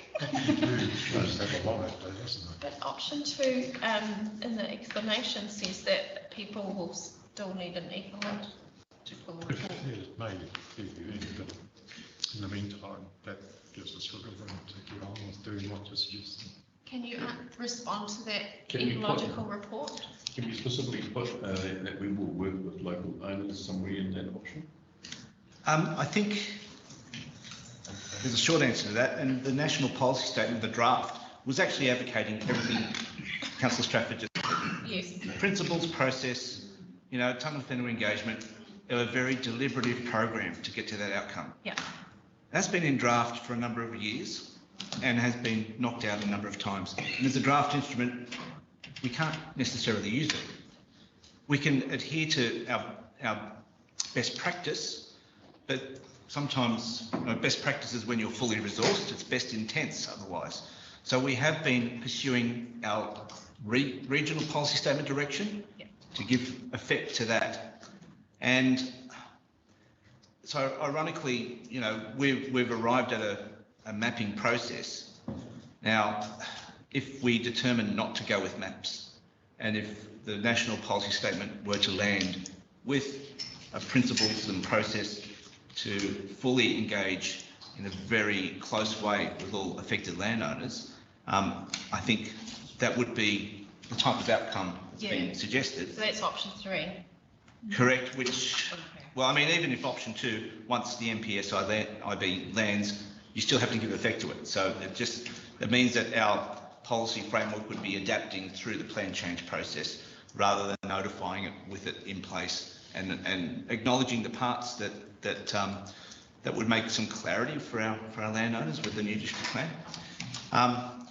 So yeah, theoretically, all the things that you've just been identified are there. You know, it was a policy framework to be created within 5 years, but we'd still face the resourcing issue of working with landowners. You know, 1/6 of our landowner base, 42% of our community, half of Maori land, all affected by this potential issue.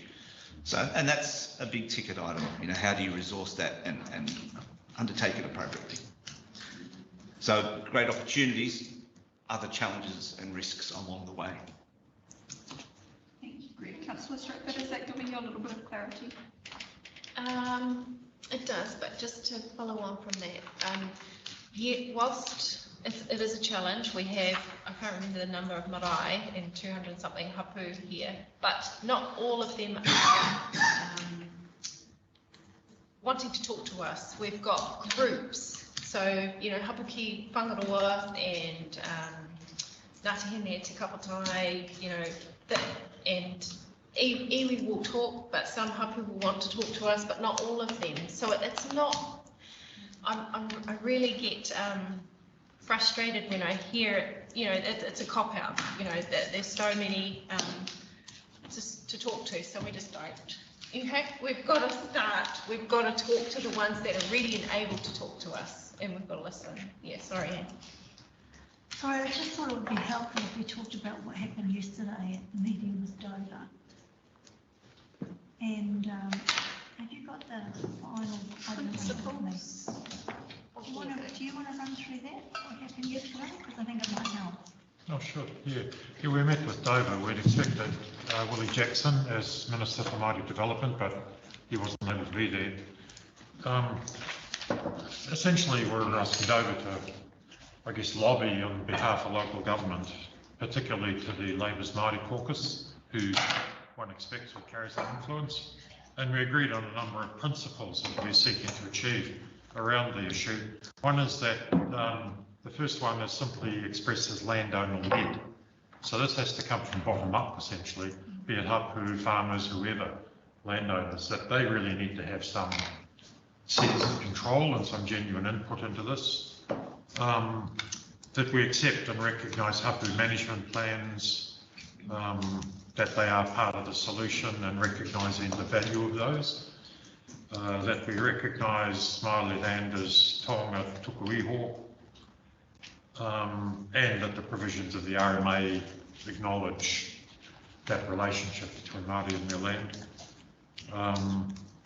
Recognise that SNAs as currently formed are in conflict with whakapapa and Māori relationships with whenua to the extent that they kind of get imposed. Acknowledge, tangata whenua have identified their whenua for conservation, biodiversity, mana o taio.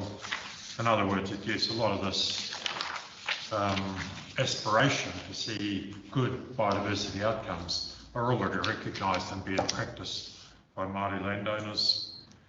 That committed to working together with a common objective for our community. So yeah, we don't want this to be divisive, as it already has been, that it can be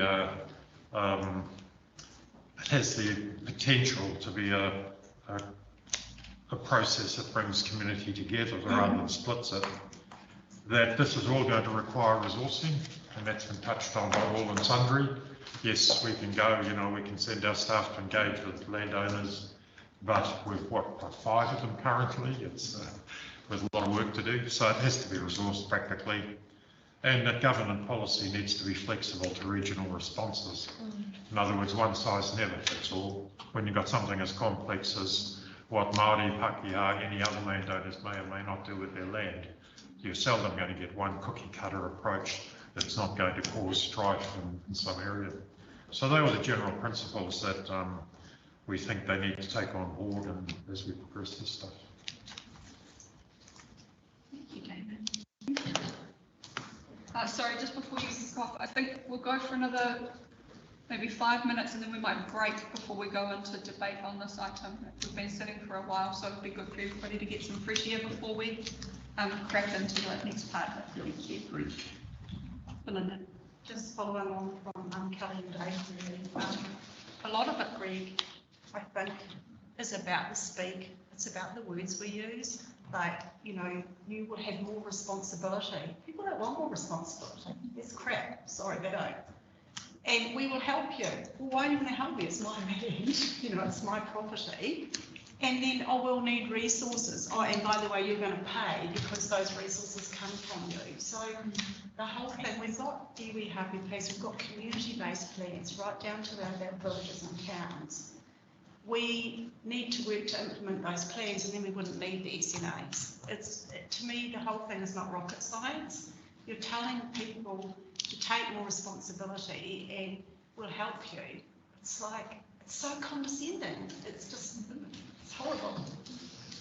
Only it was our policy, hey? I know, but it's when you're dealing with private people, property owners who believe they have rights and they feel like they've been stripped of them. It's just. Greg, can I ask a question between the difference between option 2 and 3? Because when we read the option 2 versus the option 3, for me the only difference is that we delay the district plan. What I'm not clear about is what happens with the district plan and what advantage we get to delaying it other than waiting for the NPSIB to land, when we know that once it lands, if we go with option 2, it's going to trigger anyway. And there's also a risk that it may not land before the end of the year. So I'm just trying to get pragmatic. Every inch of my being is telling me to go with the option that Councillor Court has outlined and stand up and say, no, we're not interested, thank you very much, see you later.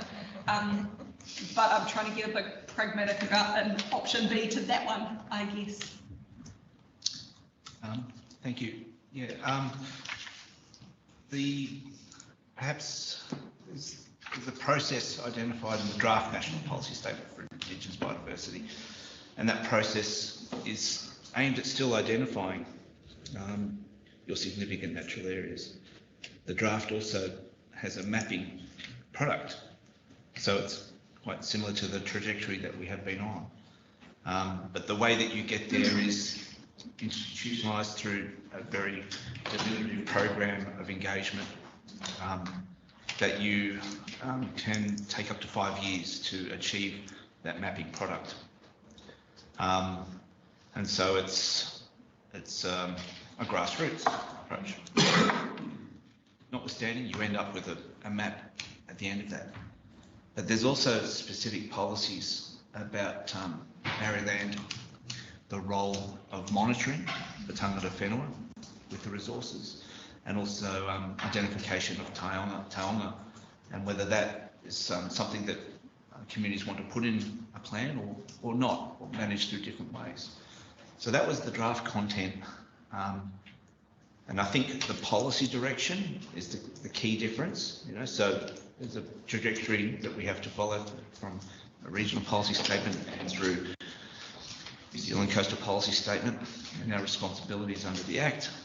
A national policy statement on Indigenous biodiversity represents a shift and a strong direction for the whole country. And so I guess the key differentiator of pausing is whether you notify a plan to build into the policies recognition of that direction and highlighting the steps to achieve some of the outcomes. They may not be immediate, but you may have to rely on other methods and broad policies for the moment until you get to the engagement and implementation of those methods identified, whatever it might be now, because it's going to change. So there could be strategic value in understanding what that looks like, and perhaps an exposure draft might be a time to further inform that value. So I'm wondering whether option 2 with an eye on option 3 is still an option. A mashup. Thank you. Before we break, does anybody have any further questions, any clarity that they'd like to give? Yes. Councillor Boyd. Thank you. Madam Chair. That was a request for you to speak English, please, Councillor Boyd. I'll try. So I just wanted to highlight my amendment. I've written it in the chat, but I just wanted to highlight that. So, and what I was meaning about regional council. So the FNDC right to NRC, write those as 4 words, to seek formal response from their elected members, not their CEO, their elected members, as to if NRC elected members will seek a plan change to change their regional policy statement to reflect the concerns of the, can't read it because change the concerns of the significant public feedback to FNDC about significant natural areas. So I'm happy to move that just as a separate motion, you know, and we can vote on that separately. And I just have a question for Councillor Court. Yeah, and I just wanted to seek clarification from Councillor Court. Was it option 4 that you were detailing in your response? Discontinue the SNA project and maintain operative district plan approach to Indigenous vegetation management, or was it to discontinue the mapping?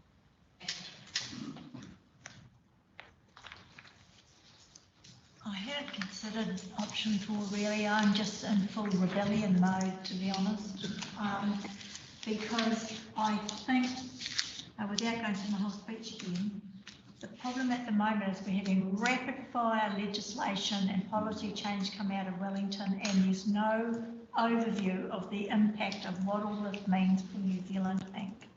And I'm of a mind to say, actually, Taiho, Wellington, you need to go back to the drawing board and actually consider the implications of everything in a holistic manner rather than in silos.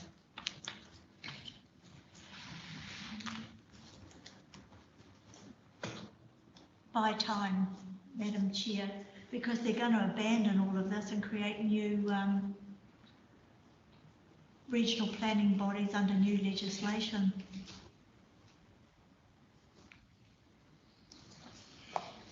Can I ask a question just for everyone to hear the answer? Mm-hmm. Because we do have a trick here. SNAs are not ours to defend. SNAs are not ours to defend. But we do have a trick here in that in our district and all over New Zealand at the moment, if a developer wants to come in and buy private property and build a skyscraper or something ugly and displace certain areas of flora, the assumption is there's not enough teeth. This is a question I'm trying to if you agree. There's not enough teeth in the existing legislation to protect that flora, and that something extra is needed to bolster the Resource Management Act operationalisation. And that is that we need to specifically identify where significant natural areas are. So I'm going to ask Rudy in a minute whether that's in fact a fair assumption that a suite of legislation, cascading policy statements, and a district plan without SNAs in it, whether there's enough teeth there already for us to challenge a developer who wants to compromise a natural area of bush. Because whilst iwi farmers are amongst our best conservators, they would claim, and we would probably not argue with most of them because they're doing a lot of planting, they're doing katiakitanga, really sensitive about the environment. So all those people standing out on the street with placards are not the problem. But we do actually have a problem. From a staff point of view, from a council point of view, we do actually have a problem. We have some quite aggressive developers who we really need because they're the people who build our sort of civil infrastructure for us. They take risk and they bring their own money. So we need to encourage them.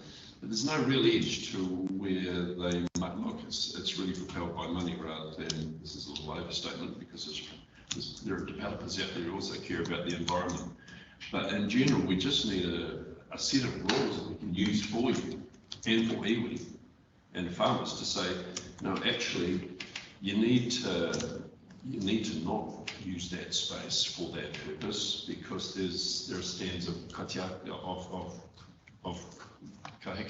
or swamplands or wetlands that we need to protect. So if we never had SNAs in New Zealand, if we never went down that road, can you confirm that we would be unable to defend the significant natural areas of our district against developers, that there aren't already enough teeth in the Resource Management Act and its cascading tools?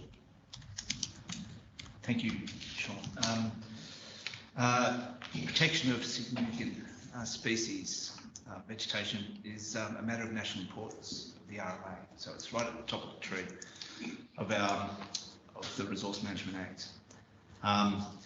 Now, when we made our plan in 2009, the plan that we currently have, there was a method to actually identify what we believed with the right evidence were significant natural areas to give effect to that protection requirement.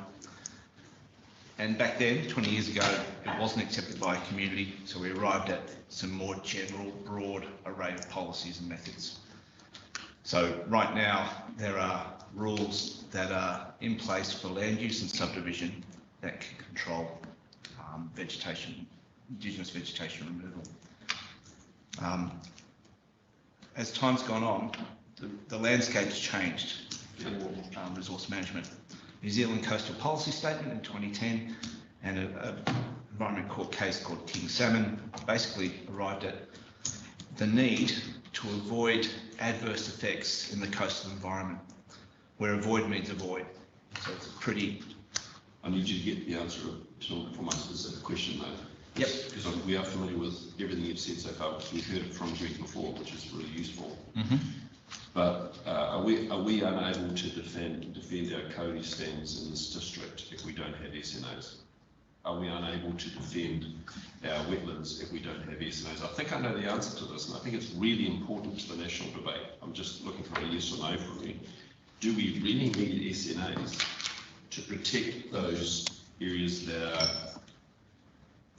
space by space considered to be significant? Yeah, we do, and we can't, well, the legislation is specific about reference to significant vegetation.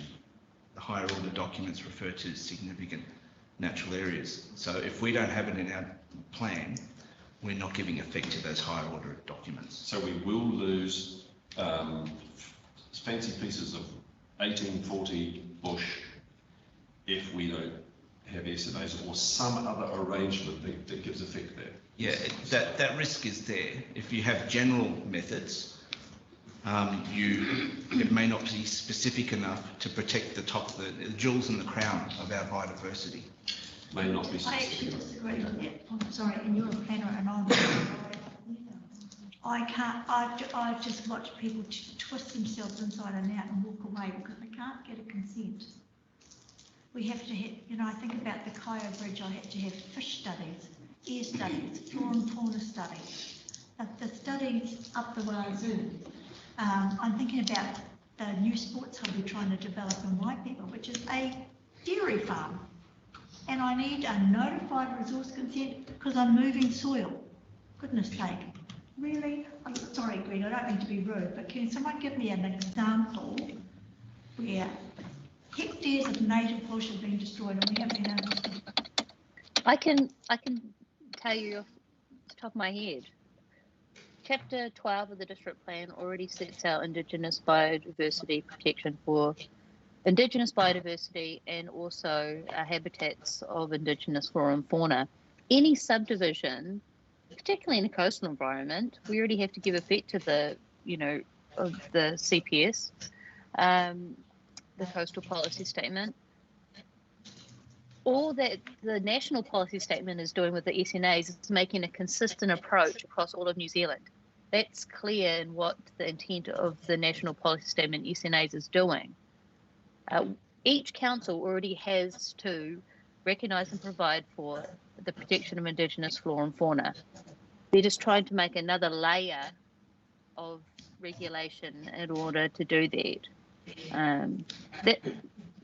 I don't know why people would think that people can just go chop down trees and, you know, kill the environment just because we don't have SNAs. That's completely false. I think this is amazing. So thank you very much for the opportunity, Madam Chair. I think that question is really pivotal to a lot that's coming. And the case in point is that our SNAs have grown from 30-something% to 40-something%. So we're doing it ourselves. Sorry. No, you're all good. At this point, I just want to test the room and see if everybody is in a position that they feel they can make a decision after the break. And then we will go for a break for 10 minutes and come back. We'll be resuming standing orders, debating the item and coming up with a resolution at this point. Greg, thank you for being in the hot seat. Thank you for everything that you do. That's a 10-minute break now. Thank you, Madam Chair.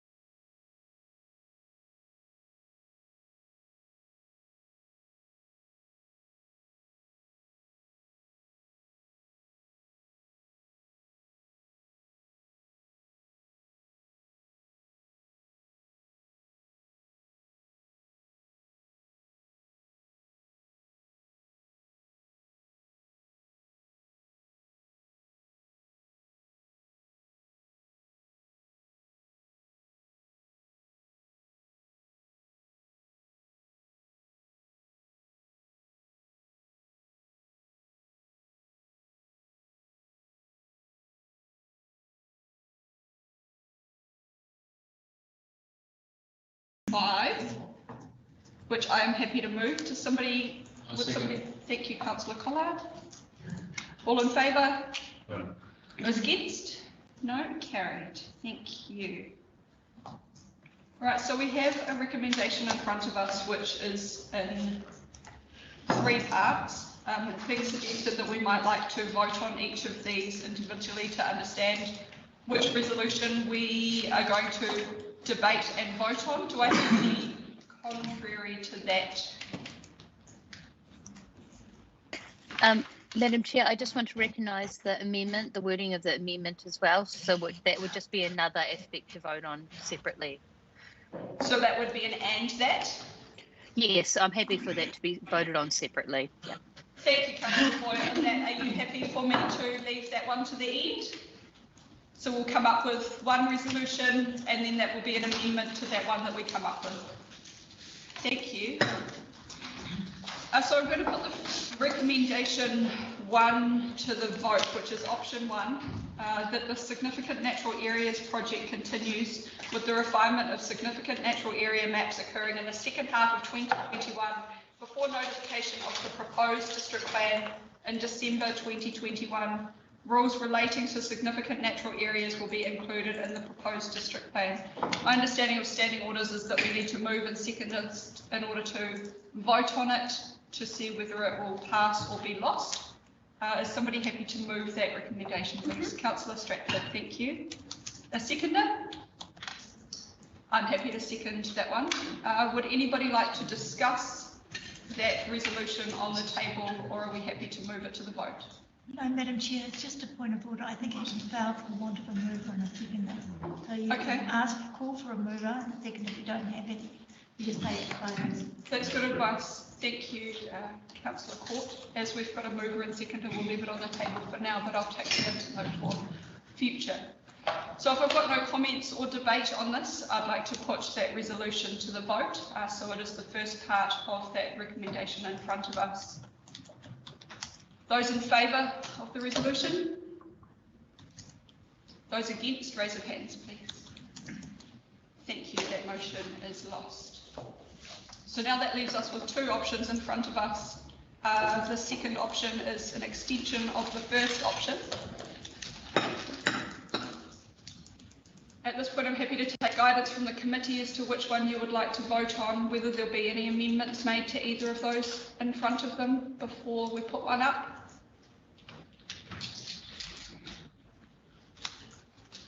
I'm against. Option 2. Madam How Chair? about we'll put option 2 to the table, noting that if anybody would like to put an amendment up to that, then they are able to, and we can debate it. So the resolution in front of us is that the development of the proposed district plan continues with the removal of significant natural areas mapping and replaces this with a suitable policy framework that gives effect to the existing suite of higher order planning instruments. Madam Chair, before this item is moved. Sorry, Councillor Foy. Councillor Clendon has moved that. Do I have a seconder for that? Councillor Collard, thank you. Councillor Foy, did you have a point of order you wanted to raise, or did you want to speak in favour or against this resolution? It's been moved and seconded. I'm happy to speak to the motion. Okay, I'll put it to Councillor Clendon and Councillor Collard first as mover and seconder of the resolution. Yeah, simply that I think it gives us the maximum flexibility. It enables the district plan team to progress with obviously some awareness of the need to acknowledge that there's going to be a national policy statement. To me, the third option handcuffs us into waiting on somebody else's process. Effectively, work could be done in the meantime, which would then be wasted if the NPS in its final form comes out something quite different than it is now. I see the B, this motion gives us a maximum flexibility to get on, do the work, without, as I say, being tied into somebody else's timetable, which would simply have the effect of delaying our district plan quite significantly if we follow the letter of that third proposal. Thank you, Councillor Clendon. Councillor Collard? Nothing further to add. No, thank you. Councillor Foy? Thank you. I was just wanting to seek clarification from Councillor Court, in the debate previously, it was highlighted that as a council we are concerned and very frustrated about the cumulative legislation, the cumulative statutory reform that's occurring currently. I agree that this would remove the contentious mapping and would allow us to continue with the district plan without the whole district plan being consumed about SNAs. But I'm not sure if it addresses Councillor Court's concerns and how we're to reflect that to central government about councils and us having to be the messenger for all of their statutory ideals, which we're supposed to give effect to with no resourcing, and is really idealistic, with 9,000 landowners affected. So in terms of this current motion, I think that this can work, but I'd like to hear from Councillor Court about those concerns. Madam Chair, I was going to propose an amendment, and I'll put it on the table so people are aware of my direction of travel. That the development of the revised district plan continues with the removal of the significant natural areas, full stop, and that the matter be brought back to the table at the conclusion of negotiations with the ministers. Because I think we need to go away and have a complete the conversations that David Samuels is kicking off and the minister is having with the mayor before we dumpster dive straight in. It may be that there's another path forward. Thank you, Councillor Court. Are you moving that as an amendment? I'll second that. So remove everything after the word mapping. Yeah. So, Can I just ask? Councillor Court, are you able to just write that wording down for Marlene here, please? Councillor Stratford. So it's been moved by Councillor Court and seconded by Councillor Busich. We're just getting the wording. Councillor Court has spoken to the motion. I have a question.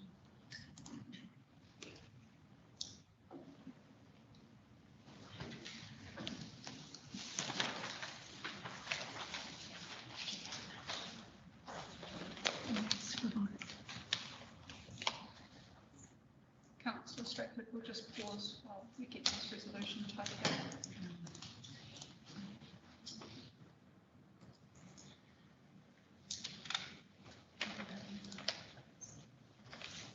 To the full stop.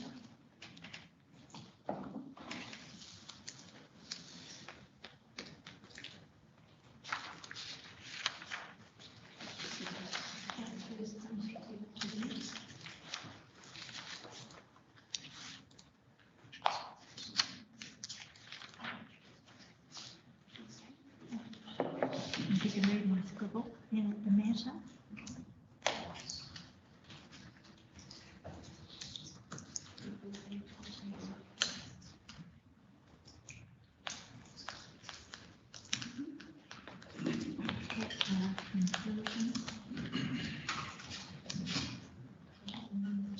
Conversations.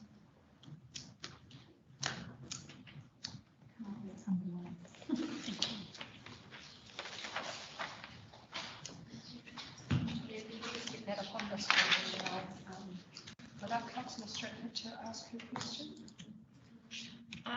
It's a bit of a replay from earlier. So Sorry to interrupt. Can we see the amendment, please? the concern that I have about not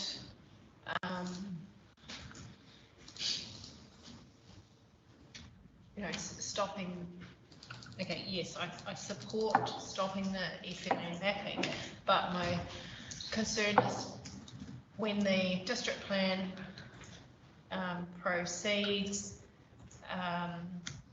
what protections are there going to be for, Indigenous biodiversity?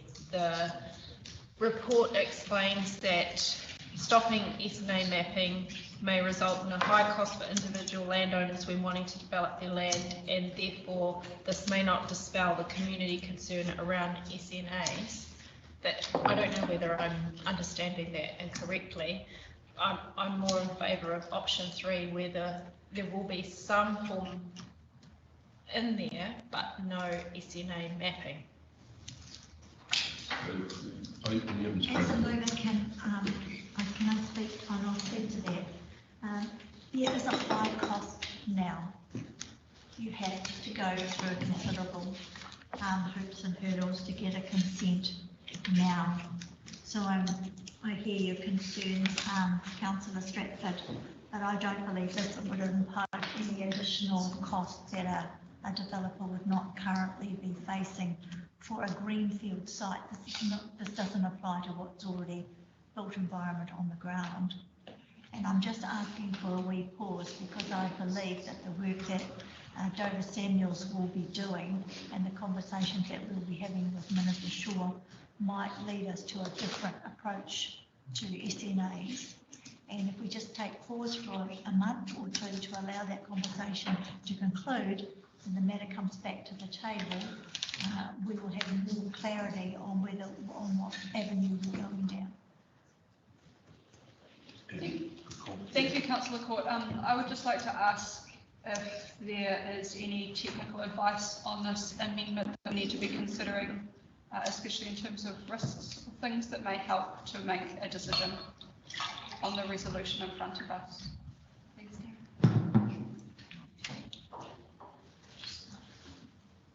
We'll just reintroduce Greg and he can give us some advice on that.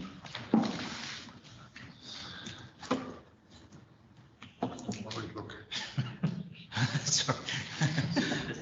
I'm just trying to look at that amendment. I think I was at a level of concern with taking away from the recommendation removal of significant natural areas mapping. I think there was one suggestion to take out significant natural areas altogether and give effect to the higher order instruments.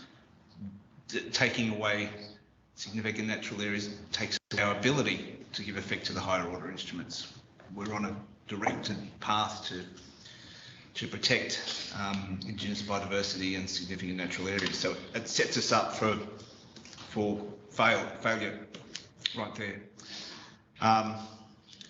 The pause issue for this most recent amendment will mean that we'll be really challenged to meet our December deadline. We're already challenged. So I think if we are waiting for further, I mean, I understand the merits of it, but if we were to play that through, for example, we're meeting with iwi authorities and partners at the moment, and so it's a live state of play with giving iwi authorities information and getting their feedback, which we also have to acknowledge in our plan making process. So there are cascade effects with these decisions, and notwithstanding the merits, it might be very worthwhile to look at the outcomes of that process, but it may impact on the delivery, the integrity of a delivery date for December. Just to write a reply to that, and then Councillor, if you suggest the seconder. We've just heard prior to the break, Madam Chair, the district plan does provide the tools without having to go down this avenue. So we have tools in the district plan now that will help capture the intent, if not the word perfect, of the policy statement.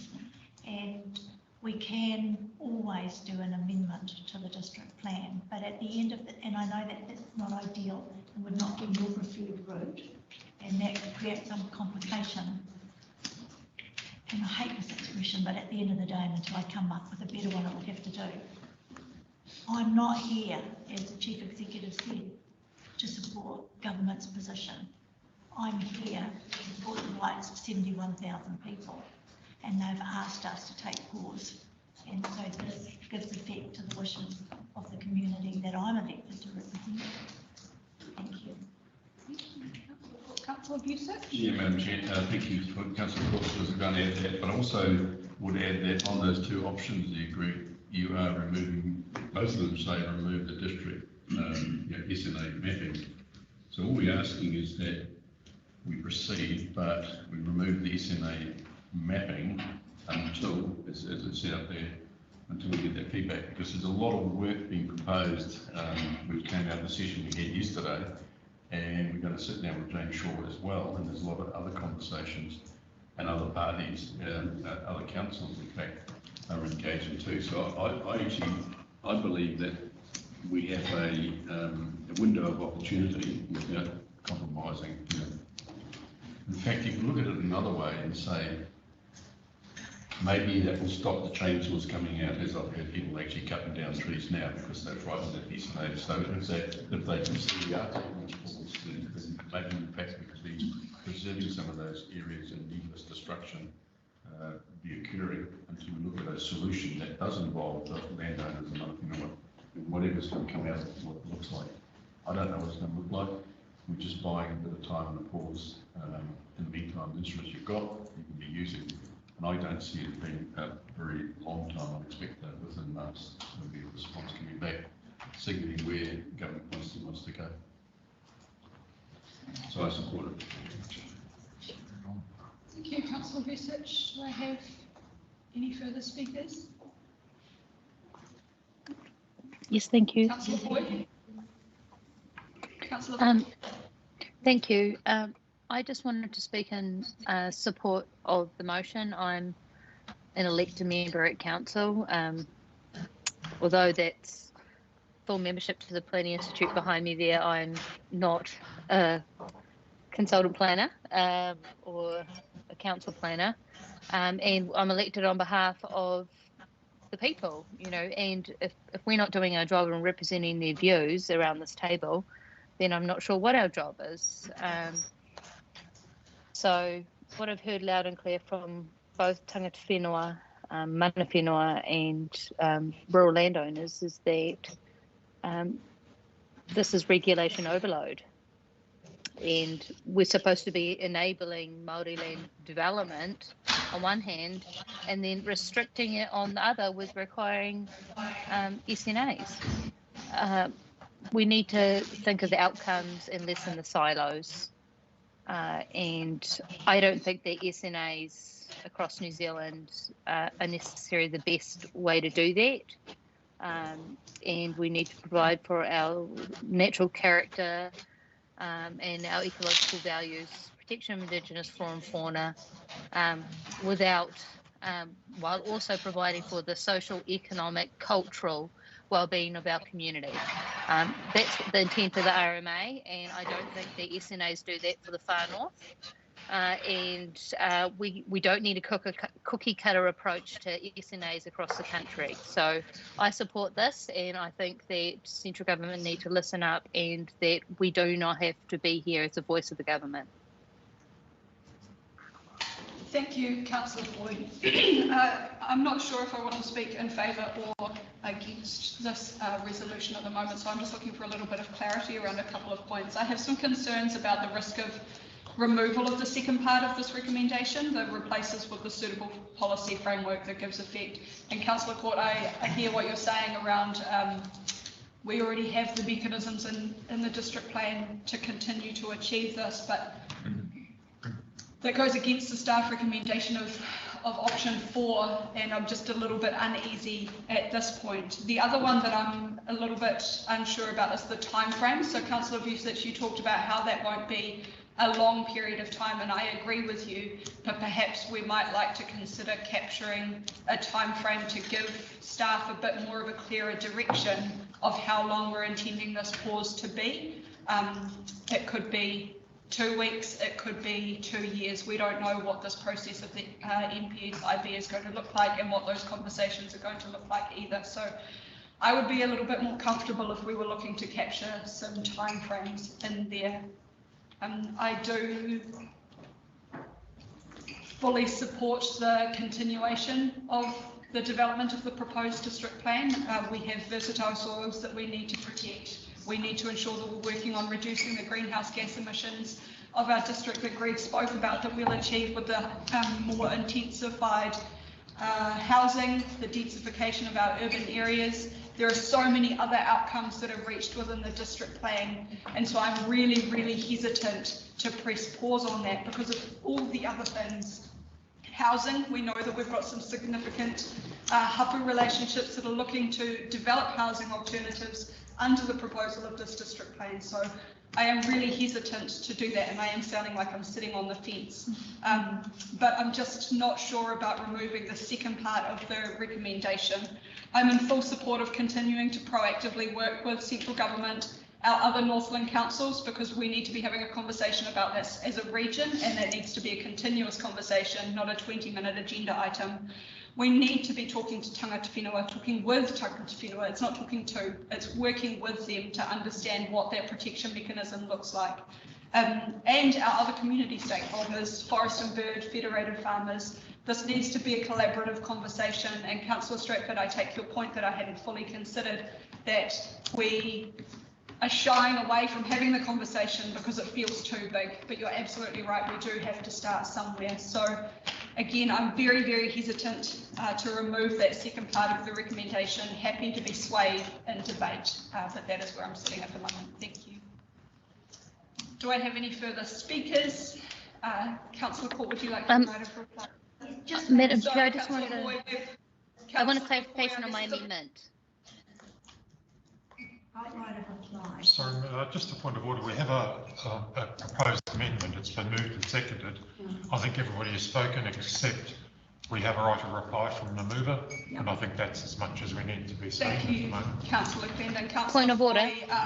Councillor Foy, I'm ruling on that point of order there. I'm aware that you've got an amendment that you'd like to put, and at the moment this is not the substantive motion, and once it becomes the substantive motion, you'll have the opportunity to put your amendment up, if so be it. Thank but you. I'd like to put it to the right of reply at this point. Thank you. Thank you, Madam Chair. I hear your concerns. I don't believe this will be a long period of time. The Minister is meeting with us on the 5th of August. So I think we will have a very clear timeline after the 5th of August. So at the most, I think it will be a month, and if you're more comfortable, I would be happy for a secretarial note to advise that we would expect this report to come to the next Strategy and Policy Committee, because that would satisfy your concerns, and by that stage you will have a clearer path on the way forward. And as to your second concern, I am not proposing that the district plan be delayed in any way, shape or form other than specifically relating to the significant natural area mapping. So all of the other matters that you've raised, I expect to be business as usual for the team to carry on because they are important. I hope that gives you some comfort. I'll close. Thank you. Thank you, Councillor Court. So at this point, we have a resolution on the table that the development of the proposed district plan continues with the removal of significant natural areas mapping, and that the matter be brought back to the table at the conclusion of the ministerial conversations currently underway. I would appreciate a secretarial note that we would like to see that at the next Strategy and Policy Committee meeting, and that if that's not possible, then we can have a conversation between Darren and myself as to what that needs to look like. But we have a resolution on the table, and at this point I'm going to put it to the vote. So all of those in favour of the resolution, raise your hands. Councillor Foy, are you for or against this? Thank you. Those against? Before I declare it carried, I just want to check a standing orders point. It becomes a substantive motion. It does become a substantive motion. Thank you. So that has now passed, and it is now a substantive motion. Councillor Foy, at this point, I will allow you to put up any further amendments that you would like to see. Thank you, Madam Chair. The wording there, thank you, is that the Far North District Council write to the Northern Regional Council to seek a formal response from their elected members as to if the Northern Regional Council elected members will seek a plan change to change our regional policy statement to reflect the concerns of the significant public feedback to FNDC about significant natural areas. So in terms of that current motion, that's just to reflect that As a district Sorry, council. Councillor Foy, at this point, I'm just going to call Yep. for a seconder for your amendment before I allow the debate. So this amendment has been moved by Councillor Foy. Does she have a seconder? I'll second it. For the sake of that. Thank you, Councillor Vucic. The amendment has been seconded. Excuse me, Madam Chair, I need to leave as I explained. Thank you, Councillor. Sorry, I shouldn't do that while we're live streaming. Councillor Foy, the floor is yours. You can speak to your amendment. Thank you. Namahi, Madam Chair. I just, and thank you, Councillor Vucic. The reason that I bring this up is because the RMA is clear that the District Council has to give effect to the regional policy statement. I'm not sure if the Regional Council were aware of such a significant public concern about this issue. And as a District Council, because we have to enforce their methods under Appendix 5 of the regional policy statement, I feel that the elected members need to be made formally aware of those concerns and the particular sections of their regional policy statement that the public have raised in terms of concerns with us giving effect to those methods.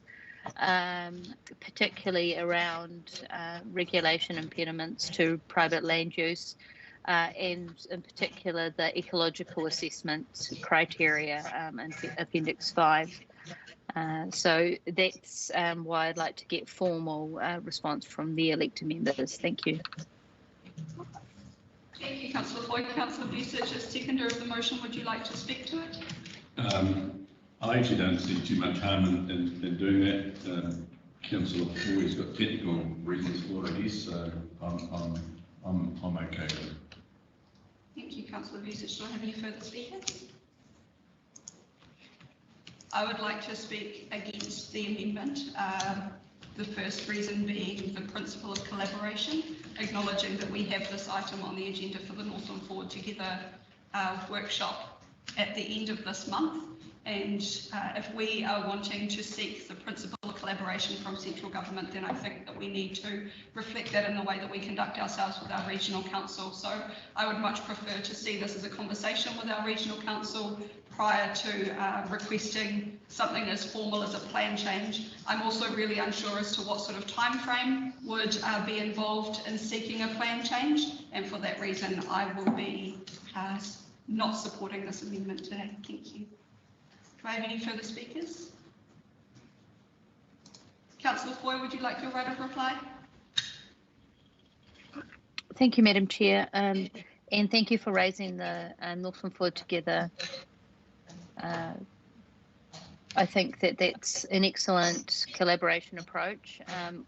We have already had initial conversations, but that has just been with the staff. As elected members, as you're aware, we are the council, and Northern Regional Council elected members need to be made clear and about exactly what the concerns of the public are, if they aren't already aware to our district. I think by formalising that in a letter to start off with, I think that that would be a good approach, and I'd love to start that conversation, which is why I've moved that motion today as an elected member. Thank you, Councillor Foy. So we have an amendment in front of us that's been moved by Councillor Foy, seconded by Councillor Vucic. I'm going to put it to the vote. All in favour? Those against? Unfortunately, is that a vote by division? We can take it by division if you would like. Thank you. Dolly, if we could get the voting up, that would be great. Thank you.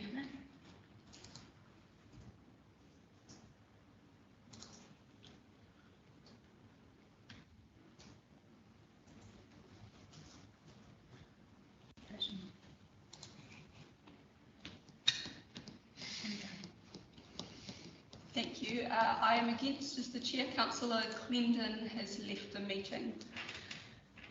Deputy Mayor Ancourt. Opposed. Councillor Collard. Councillor Foy. For. Councillor Stratford.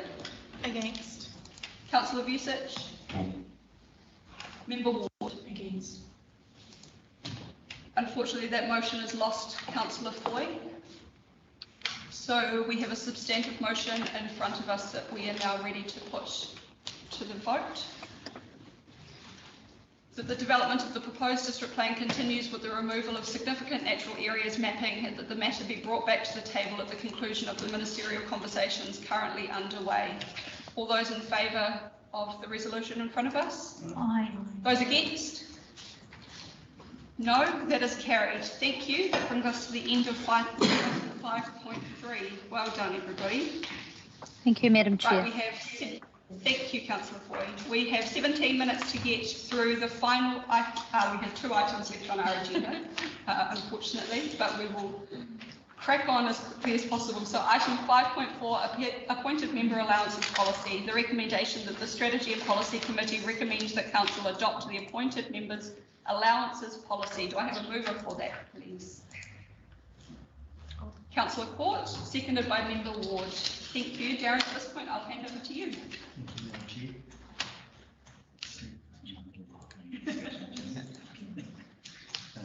And I'll pass to Caroline, who will introduce the report for you. I'm sure we can take the report as being read. This report outlines a regional approach and the need for us to consider the adoption of policy to ensure that appointed members are fairly recognised for their work getting done. So, Caroline, thank you. Thank you. Yes, so this policy comes before you today in preparation for external appointments to committees of council, as we have been discussing for some time this year already, but also triggered by the joint climate change adaptation, Jack, I'm just going to call it Jack,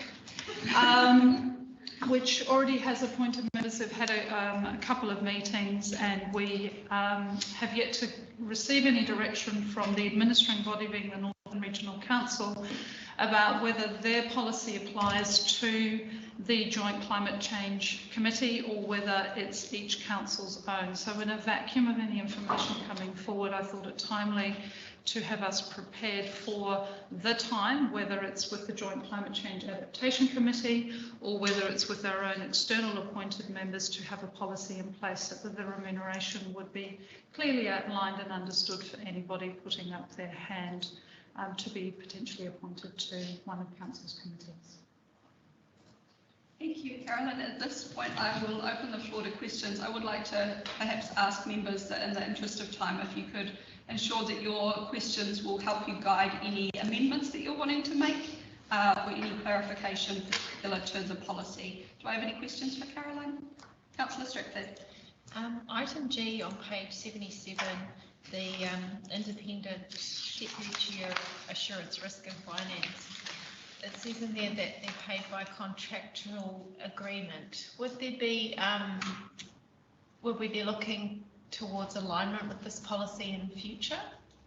It isn't intended. So this policy is in line with our counterparts' policies as well. So one thing I haven't highlighted is the fact that this has been a joint approach to ensuring consistency across the region, and other councils who have that type of membership to their committee also do it on a contractual arrangement. So it wasn't deemed to be necessarily something that we would align with. That can obviously be reviewed. The policy can be subject to review.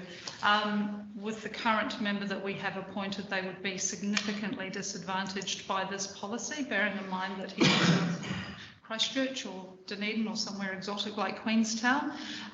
So this wouldn't possibly be something as attractive to somebody with that calibre and level of skills at the remuneration rate. Bearing in mind when bringing in expertise is required to a committee, and or Māori voice to committee as a result of having this policy. So they are kept separate for the meeting. Councillor Bissett. If I can comment. I'm not 100% comfortable with this. It doesn't actually affect some of the things we're doing currently. I believe committees are actually there for as an exercise for better governance. And as such, anybody appointed to those committees should actually be appointed on their CV and what they're bringing to the table.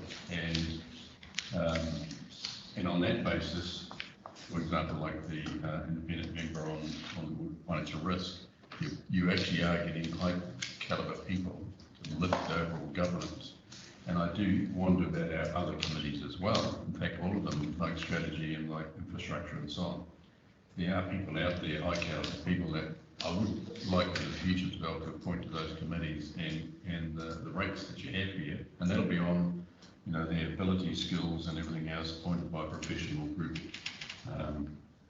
maybe an external party. But I still would like to see, and this policy would hinder that because of the amount being offered. And that's what does concern me. So it's not really about, and I don't believe those committees should be used as a way of trying to get representation. It's more about lifting the calibre of governance. So while I'll be happy to vote for it, I think it's not being fully thought through, and I need to understand what the like I've been on a board, appointed on a board. It's effectively a charity, and even in that board they were paying more than this. So this does seem to be a bit of a paltry amount. And so when you have people of calibre and skills. Carolyn, would have given me a response to that? Again, I'll say that we are taking a regional approach, and our regional counterparts are also in alignment with these fees, with the slight exception of Whangarei District Council, who have set their meeting fee at 280 rather than 240. But the idea is that to maintain consistency with a pool of potential people that might go to multiple councils within the region, having parity between the councils on their remuneration is an important step forward. Otherwise, other councils may not be able to attract people. So if somebody had $1,000 a day meeting fee and another one had 240 a day, then that would mean, you know, realistically, that would mean that maybe I would be more attracted to the $1,000 a day remuneration. So what we've tried to do is playing field where nobody is disadvantaged for the fact that we do take quite a regional based approach to our expertise, and that expertise may be on one or more council in the region of their committees. Thank you, Karen. Councillor Collard. Certainly, I support what Councillor Blusic just said, because if we're indeed looking for professional advice in terms of our and in a particular case of professional advice, somebody who probably charges out $200 an hour is not going to come for a day for $240. So it's the quality of the person and the advice that we require. If perchance it was just somebody like me, heaven forbid, probably the 240 or 280 would be adequate, and there'd be no reason for me not to come. But certainly in the case of a professional person with qualifications, perhaps even like Felicity, somebody who is very qualified at what they do, the 240 is not going to cut it. Thank you, Councillor Collard. Member Ward, Councillor Court. I was very happy with the paper, Madam Chair. I've got no additional comment. Thank you. Thank you. I just wanted to ask a quick question on the back of what Councillor Vucic has raised and Councillor Stratford. Would this policy prevent us from entering into contractual agreements in the future in alignment with what has been done for the Assurance, Risk and Finance Committee? No. So that would still be an option? I believe so. Look, we're in uncharted territory here. We've never had this policy. So I think Council has never done this in my living memory, and I'll defer to Councillor Court, who's got a long amount of experience in this council. This is new territory for us, so I think we can evolve it over time. To Councillor Vucic's and Councillor Collard's comment, and yourself, Madam Chair, we spoke about this. Sometimes you need to bring in technical expertise that actually cannot be found within the district anyway, and you would be hiring them on a professional services basis to bring them in for that particular expertise. This is more about involvement and advocacy and helping with some level of technical expertise, bearing in mind that not all levels of technical expertise will be able to be found and would be willing at potentially this rate to be appointed to a committee. Remembering though that a lot of people do this for the public good, and they do it because they've got a real interest in local grassroots democracy and they want to provide that to the council, and we believe that it's fair not to just expect that, but to at least provide some way of recognising that contribution. And I was just going to say something extremely profound and I've forgotten it. It's been a long It has been, no, I can't remember, it's gone.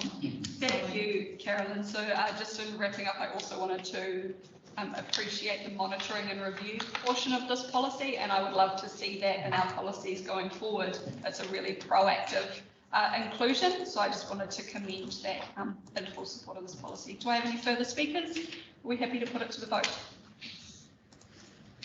Councillor Boyd? No? I've done enough speaking in the last item. Always appreciated, Councillor Boyd, always appreciated. So the recommendation that the Strategy and Policy Committee recommend that Council adopt the appointed members' allowances policy, moved by Councillor Court, seconded by Member Ward. All in favour? Those against? No? Carried. Thank you. 6 minutes, team. Item 6.1. Recommendation that the Strategy and Policy Committee receive the report action sheet update July 2021. I'm happy to move. Do I have a seconder? Councillor Vucic, thank you. Councillor Vucic, have you got any questions or comments in regards to the action sheet? No. Any further questions or comments? Can I ask a question? Sorry. I was just going to say, gave the first 2 items are just duplicated, or was there 2 separate things? Yeah. Councillor Court? I raised my concern last time about the busyness of it, and I do appreciate that it's a new initiative and it's a trial, and I wish to thank the ladies for Democracy Services for the work that they've put into this. But I'm not sure I need to see the resolution and who moved it. What I'm really looking for is a traffic light system. And the first one, the Strategy and Policy Committee agrees and recommends that the regional policies be adopted. I'm not sure why it's even on the outstanding action report, because it's been adopted. So for me, it should only be items on here that are still waiting a further report back or an action. And then in the notes, what I would like to see on the side, for example, if I just clicked on one, Joint Climate Change Adaptation Governance Committee, well, they've been appointed, so I won't pick on that one. It's a terrible one to pick on. Find another one. One that actually requires a report back. So there's a report back that states here's the report back, and then we can start to track on its progress through the system. So, Madam Chair, just a little bit of further refinement. Thank you. That's great feedback, Councillor Court. Thank you. Take it on board. So, any further questions or comments? No? We have a resolution in front of us that the Strategy and Policy Committee received the report action sheet update July 2021. Moved and seconded. All those in favour? Those against? No? Carried. Thank you very much. 4 minutes to spare. That brings us to the end of our July Strategy and Policy Committee meeting. Thank you for everybody's attentiveness and robust debate. It's been a really good meeting. Thank you to those who have joined us online. I will close us with a karakia. Noi tātou. Kia hora te marino, kia whakapoto ka ngami te moana, hei horahi mā tātou e te rangi nei. Aroha atu, aroha mai. Tātou e tātou katoa. Hui e, tātou ki e.